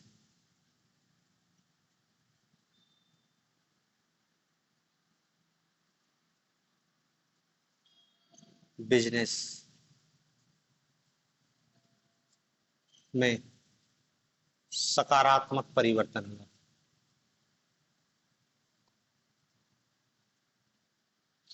Ease of doing business में सकारात्मक व्यापार सुगमता जिसको कहते हैं। 1990 के पहले आपको पता ही है, लाइसेंस, कोटा, परमिट, इंस्पेक्टर राज, हर चीज के लिए सरकार की अनुमति, क्या उत्पादन होना है, कितना उत्पादन होना है। बहुत मतलब भारत में एक यदि इंडस्ट्री स्थापित करनी है तो सरकार से अनुमति लेने में ही सालों लग जाते थे। जमीन अधिग्रहण करना है, बिजली की व्यवस्था, ट्रांसपोर्टेशन की व्यवस्था, इन्वायरमेंट क्लियरेंस, 50 विभाग से क्लियरेंस लेना पड़ता था, हर विभाग में घूस खिलानी पड़ती थी। घूस खिलाने के बाद भी मामला लटकता था। मतलब ऐसा थोड़ी कि पैसे दे दी तो तुरंत फाइल क्लियर होगी, पड़ी है फाइल मंत्रालयों में। 1991 की बाद इसमें बड़ा परिवर्तन हुआ। एक तो देखो लाइसेंस, कोटा, परमिट राज को समाप्त कर दिया गया, एमआरटीपी एक्ट को समाप्त कर दिया गया। फिर सरकार बहुत सारी चीजों के लिए सिंगल विंडो क्लियरेंस दे रही है। सरकार ऑनलाइन पोर्टल पे ही ज्यादातर सुविधाओं का, अब तो सरकार इतना है, राज्य सरकारों ने इतना कह दिया कि तुम निवेश कर लो, मंजूरी हो तुम बाद में लेते रहना, इंडस्ट्रीज खोल लो। मध्य प्रदेश सरकार ने बोला कि तुम मध्य प्रदेश में निवेश कर लो आके, अनुमति बाद में लेते रहना, तुम दुकान खोल लो पहले आके। तो वो जो समय लगता था ना, वो लगभग लगभग बहुत कम हो गया है कि आपको पहले एक इंडस्ट्री स्थापित करनी है तो 1 साल परमिशन लेने में लग जा रहा है, आपका पूरा इन्वेस्टमेंट प्रभावित हो गया, क्योंकि 1 साल में आपकी कॉस्ट भी बढ़ जाएगी ना। अब वो खत्म हो, इस नई इंडस्ट्री नीति का यही है कि इससे समय की बचत हुई है, ईज ऑफ डूइंग बिजनेस, मतलब व्यापार सुगमता में बहुत आसानी हुई है। दूसरा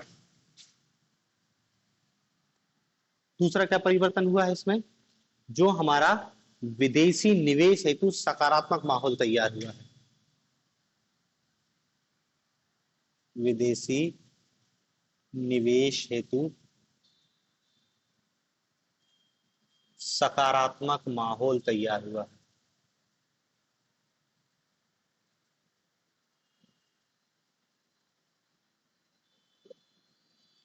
मतलब देखो, इसको आप यदि डिटेल में 2 लाइन लिखना चाहो तो लिख सकते हो ना, ईज ऑफ डूइंग बिजनेस कैसे हुआ है। क्योंकि यदि मान लो 11 नंबर में आएगा और पॉजिटिव बिंदु लिखना होगा तो इसमें फिर पॉइंट लिखने से काम नहीं चलेगा, आपको 1 लाइन और लिखनी पड़ेगी कि भाई क्या हुआ है, कैसे। तो आप वही बताओगे, लाइसेंस, कोटा, परमिट राज समाप्त हुआ है, एमआरटी एक्ट समाप्त हुआ है, और व्यापार करने के लिए जो अनुमति थी वो मिलना बहुत आसान हो गई।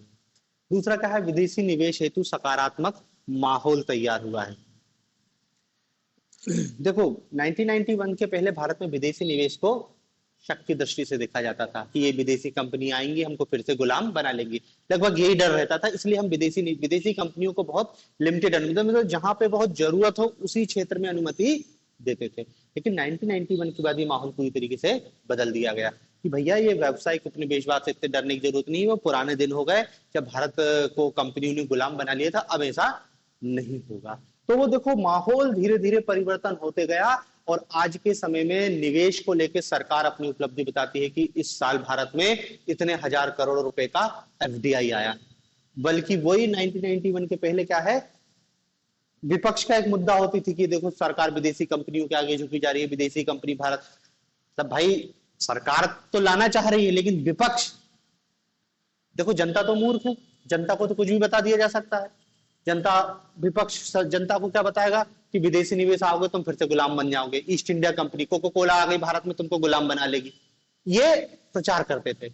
और जनता इसको ज्यादा समझती थी, इसलिए सरकार को भी डर रहता था। इसलिए सरकार भी उन्होंने कहा यार नई, चुनाव ही हार गए तो फिर क्या करेंगे ऐसे सुधारों का। लेकिन 1991 के बाद क्या है, माहौल पूरा चेंज हो गया है, और अब विदेशी निवेश को लेकर ऐसा कोई डर का माहौल नहीं है। और देखते हैं भारत में पूरी दुनिया की बड़ी बड़ी मल्टीनेशनल कंपनियां, और आजकल तो उपलब्धि है कि आपके शहर में यदि कोई मल्टीनेशनल कंपनी का आउटलेट है, कि उन्होंने कहा आपके शहर में मैकडोनल्ड है, उनका स्टारबक्स आ गई, तो ये उपलब्धि के रूप में होता है कि अमेरिकन चाय बनाने वाली, कॉफी बनाने वाली कंपनी आपके शहर में आ रही है, शहर की शान है ये। तो विदेशी निवेश को लेकर एक सकारात्मक माहौल हुआ है। तीसरा परिवर्तन, प्रतिस्पर्धात्मक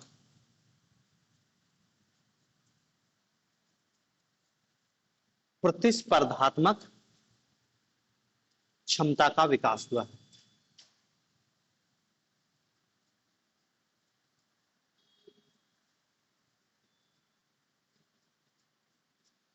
प्रतिस्पर्धात्मक क्षमता का विकास हुआ है।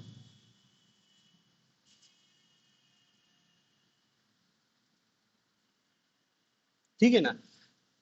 देखो प्रारंभ में जब मल्टीनेशनल कंपनी आई तो भारतीय कंपनी जरूर उससे कम्पीट नहीं कर पाई, लेकिन एक ही समय के बाद जब सरकार ने एमआरपीटीएफ समाप्त कर दिया और भारतीय कंपनी भी धीरे धीरे बड़ी हुई, क्योंकि पहले तो एमआरटीपी एक्ट के कारण क्या है, कोई भी कंपनी अपना विस्तार नहीं कर पाती थी, सरकार से अनुमति लेनी पड़ती थी और मिलती नहीं थी, सरकार मोनोपोली स्थापित नहीं होने देती थी। लेकिन फिर एमआरटीपी एक्ट समाप्त हुआ और सरकार ने कहा हो जान दो मोनोपोली, लेकिन कंपनियों का साइज बढ़ना चाहिए।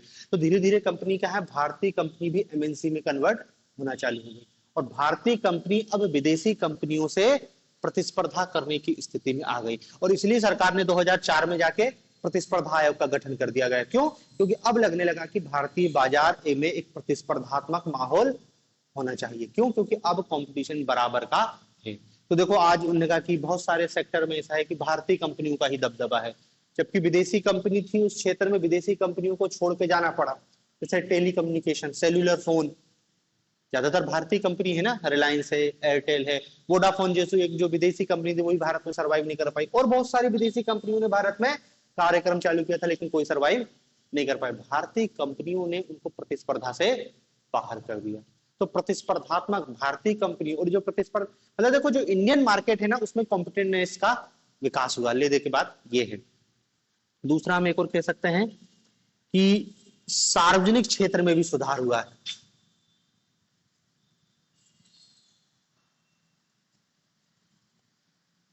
सार्वजनिक क्षेत्र में सुधार, सार्वजनिक क्षेत्र में सुधार। अभी तक तो क्या है, 90 के पहले ज्यादातर क्षेत्रों में जो पब्लिक सेक्टर यूनिट है उनकी मोनोपोली होती थी, कोई कंपटीशन नहीं है। जो सामान बना रहे हैं, जैसा सामान बना रहे हैं, मार्केट में बिकना है, कंपटीशन ही नहीं है, एकाधिकार है। ना तो प्राइवेट सेक्टर है ना फॉरेन कंपनियां हैं, तो उनको कोई दिक्कत नहीं है। अब जब क्या है, एकाधिकार है तो दक्षता भी नहीं थी, सामान भी महंगा था, दक्षता भी नहीं थी और कंपनियां घाटे में भी थी। अब 1991 के बाद क्या है, निजी क्षेत्र भी आ गया, विदेशी कंपनी भी आ गई, सरकारी क्षेत्र कंपनियों का एकाधिकार खत्म हो गया। अब सरकारी कंपनियों को भी प्रतिस्पर्धा किससे करनी पड़ रही है, उन्हीं निजी और सार्वजनिक क्षेत्र की कंपनियों से। तो जो सार्वजनिक क्षेत्र की कंपनी उस कंपटीशन को नहीं सह पाई वो बर्बाद हो गई। लेकिन कुछ सार्वजनिक क्षेत्र की कंपनियों ने अपने आप में सुधार किया, सरकार ने भी विनिवेश की प्रक्रिया आई, उनका निगमीकरण किया गया और बहुत सारे परिवर्तन किए गए। और आज भी हम देखते हैं कि बहुत सारे पब्लिक सेक्टर यूनिट निजी क्षेत्रों से ज्यादा अच्छा काम कर रहे हैं। इसमें सबसे बड़ा उदाहरण है भारतीय बैंक, सबसे बड़ा उदाहरण। देखो कुछ बर्बाद हो गई, जैसे बीएसएनएल नहीं कर पाई है कंपटीशन, खत्म है बीएसएनएल, वेंटिलेटर पे चल रही, कभी भी कोई हो सकता है रिलायंस ही खरीद ले, उसका कुछ हो जाए। लेकिन भारतीय बैंक प्राइवेट बैंक होने के बाद भी, फॉरेन बैंक होने के बाद भी, भारतीय बैंक एसबीआई 50,000 करोड़ रुपए का मुनाफा इस वर्ष सरकार को दिया है। सबसे बड़ा मुनाफा कंपनी वाली कमाने वाली कंपनी है। जबकि प्राइवेट सेक्टर के बैंक मौजूद है, विदेशी बैंकों के लिए पूरी लिमिट है, आओ यहाँ पे व्यापार करो, वो भी मौजूद है। उसके बाद भी दबदबा किसका है, भारतीय बैंकों का। और ये क्यों हुआ, क्योंकि इनने अपने में सुधार किया, इनने अपने आप को कॉर्पोरेट कल्चर की तरह ढाला। तो आज प्राइवेट कंपनी भी उनकी कॉम्पिटिटर भाई, प्राइवेट बैंक उनने कहा एचडीएफसी है, लेकिन पूरे यदि सार्वजनिक क्षेत्र के बैंकों को मिला ले तो प्राइवेट बैंकों का उनका टोटल कैपिटलाइजेशन आधे से भी कम होगा, अकेला एसबीआई इतना बड़ा है। और भी ऐसे बहुत सारे सरकारी कंपनियां हैं जो आज भी काम कर रही हैं। ठीक है ना। फिर इसमें एक और बता सकते हैं कि विदेशी जो निवेश है, या उसको ऐसा लिख सकते हैं कि दक्षता में सुधार हुआ है, दक्षता में सुधार, दक्षता में सुधार।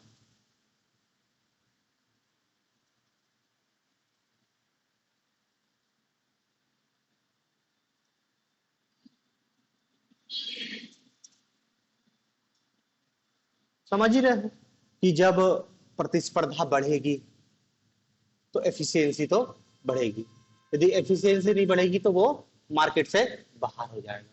तो ये भी आप बता सकते हो कि भारतीय कंपनी। और क्या बता सकते हैं कि एक और पॉइंट बता सकते हैं कि जो जीडीपी है उसमें औद्योगिक क्षेत्र की हिस्सेदारी बढ़ी है। जीडीपी में उद्योगों की हिस्सेदारी बढ़ी है। जीडीपी में उद्योगों की हिस्सेदारी बढ़ी है। और एक और पॉइंट बता सकते हैं कि इनोवेशन, हाँ ये भी एक बड़ा परिवर्तन है कि भारत में इनोवेशन, नवाचार एवं नव प्रवर्तन का समावेश हुआ है। नवाचार एवं नव प्रवर्तन का समावेश। और इसका सबसे बड़ा उदाहरण है ग्लोबल इनोवेशन इंडेक्स, उसमें भारत का स्तर लगातार सुधर रहा है। हम बहुत पीछे आते थे, 80-85वीं स्थिति थी, आज 40-42वीं स्थिति पे आए, लगातार हमारा सुधार हो रहा है। तो भारत में जो क्या है इनोवेशन है वो बढ़ने में भी इस इंडस्ट्रियल पॉलिसी का एक बड़ा योगदान है। ठीक है ना। तो देखो ये नई औद्योगिक नीति के सकारात्मक और नकारात्मक दोनों पक्षों की चर्चा कर ली अपन ने। अब इस नई औद्योगिक नीति में आपको मूल्यांकन लिखना है, तो देखो मूल्यांकन में आप दोनों सकारात्मक नकारात्मक पक्षों को बताने के बाद आप ही बताओगे कि ये जो नेगेटिव इम्पैक्ट है ये उस कुछ समय के दौरान था, 2000 से खासकर 1990 से 2000 तक। और इस समय इसके नकारात्मक होने का भी कारण था। एक तो भाई आपने तत्काल सुधार किया है तो इतनी जल्दी तो परिणाम आने से रहा, अब भी किया है टाइम लगेगा। आपने नई इंडस्ट्रियल पॉलिसी ले आई, उसका रिजल्ट 10 साल बाद दिखाई देगा। दूसरा क्या है, जो नई इंडस्ट्रियल पॉलिसी आई थी 1991, भारत की थोड़ा सा किस्मत खराब थी, आंतरिक स्तर पर भी और बाह्य स्तर पर भी। 1990 का समय है, ये थोड़ा सा दुनिया के लिए भी खराब था और भारत के लिए भी खराब था। कैसे? देखो 1990-91 के आसपास की घटना है। भारत में शेयर मार्केट घोटाला, हर्षद मेहता, उस समय भारत का सबसे बड़ा एक फाइनेंशियल स्कैम हुआ, हर्षद मेहता के द्वारा किया गया। ठीक है। दूसरा, इस समय बैंकों के एनपीए बहुत ऊंचे हो गए थे, बहुत ऊंचे। जब बैंकों का एनपीए बहुत ऊंचा हो गया था तो ना लोन देने की स्थिति में, वो तो खुद ही जिंदा रहने के लिए संकट की स्थिति में। फिर इसलिए तो अपन ने देखा उस समय नरसिम्हन कमेटी गठित की गई, बैंकों में रिफॉर्म किया गया। तो देखो आंतरिक स्तर पे भी हमारी आर्थिक स्थिति का तो अंदाजा पता ही है कि हमारा जो भुगतान संतुलन में क्राइसिस चल ही रहा था। और उस मतलब क्या है ना, खराब स्थिति में शेयर मार्केट जैसा घोटाला हो गया, बैंकों के एनपीए बहुत ऊंचे हो गए। तो ले दे के क्या है, भारतीय अर्थव्यवस्था संकट, आंतरिक संकट था ये हमारा, भुगतान संतुलन का संकट।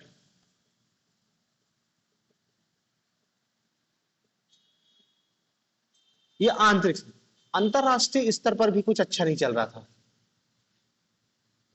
अंतरराष्ट्रीय स्तर पर 1990 में दरअसल क्या है, खाड़ी संकट, खाड़ी संकट, अमेरिका इराक वार। तो जो कच्चा तेल है उसकी कीमतें आसमान छूने लगी।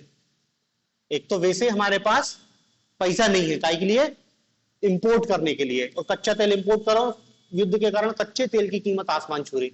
मतलब हो सकता है कि जो हमारा फॉरेन करेंसी का असेट है वो हो सकता है 15 दिन का हो, लेकिन तेल की कीमत इतनी बढ़ गई वो 2 दिन का हो गया। समझ रहे हैं ना। तो ये भाई आपकी वैसे ही पैसा कम है और इन्फ्लेशन बहुत तेजी से हो जाए तो आप तो घर बैठे बैठे गरीब हो गए ना अचानक से। तो वही भारत के साथ हुआ। दूसरा क्या है, इसी समय यूएसएसआर का पतन हो गया।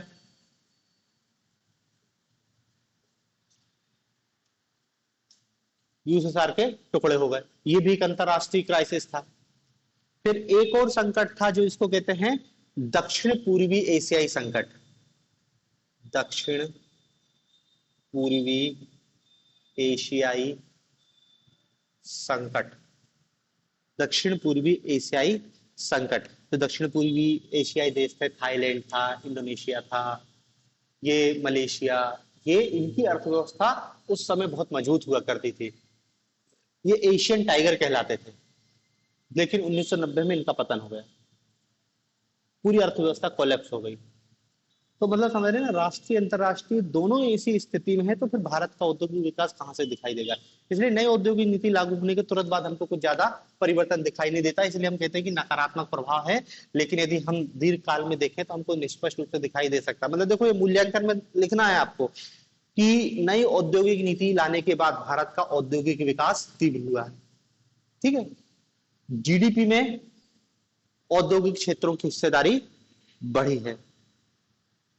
यही आपको जो लिखा है ना, यही आपको समेट के लिखना है कि औद्योगिक विकास तीव्र हुआ है, जीडीपी में उद्योगों की हिस्सेदारी बढ़ी है, सार्वजनिक क्षेत्र में सुधार हुआ है, ईज ऑफ डूइंग बिजनेस अच्छा हुआ है। ये सब दिखा रहा है कि नई औद्योगिक नीति हमारे लिए काफी हद तक सफल रही है। यद्यपि अभी भी भारत का औद्योगिक पिछड़ापन पूरी तरीके से दूर नहीं हुआ, अभी भी हमारी अर्थव्यवस्था में उद्योगों की हिस्सेदारी उतनी नहीं है। तो ये आने वाले समय के लिए है कि जो आने वाला समय आएगा उसमें इस गैप को हमको भरना है। मतलब चैलेंजेस अभी भी बचे हैं, ऐसा नहीं कि नई औद्योगिक नीति लाने के बाद सब कुछ हो गया है। तो उसी को लगातार सरकार क्या है, प्रयास कर रही है कि उस कमी को कैसे पूरा किया जाए। ठीक है, तो देखो, ये भारत की औद्योगिक नीतियां हैं। इन औद्योगिक नीतियों के संदर्भ में आपको इतनी बातें याद रखनी है।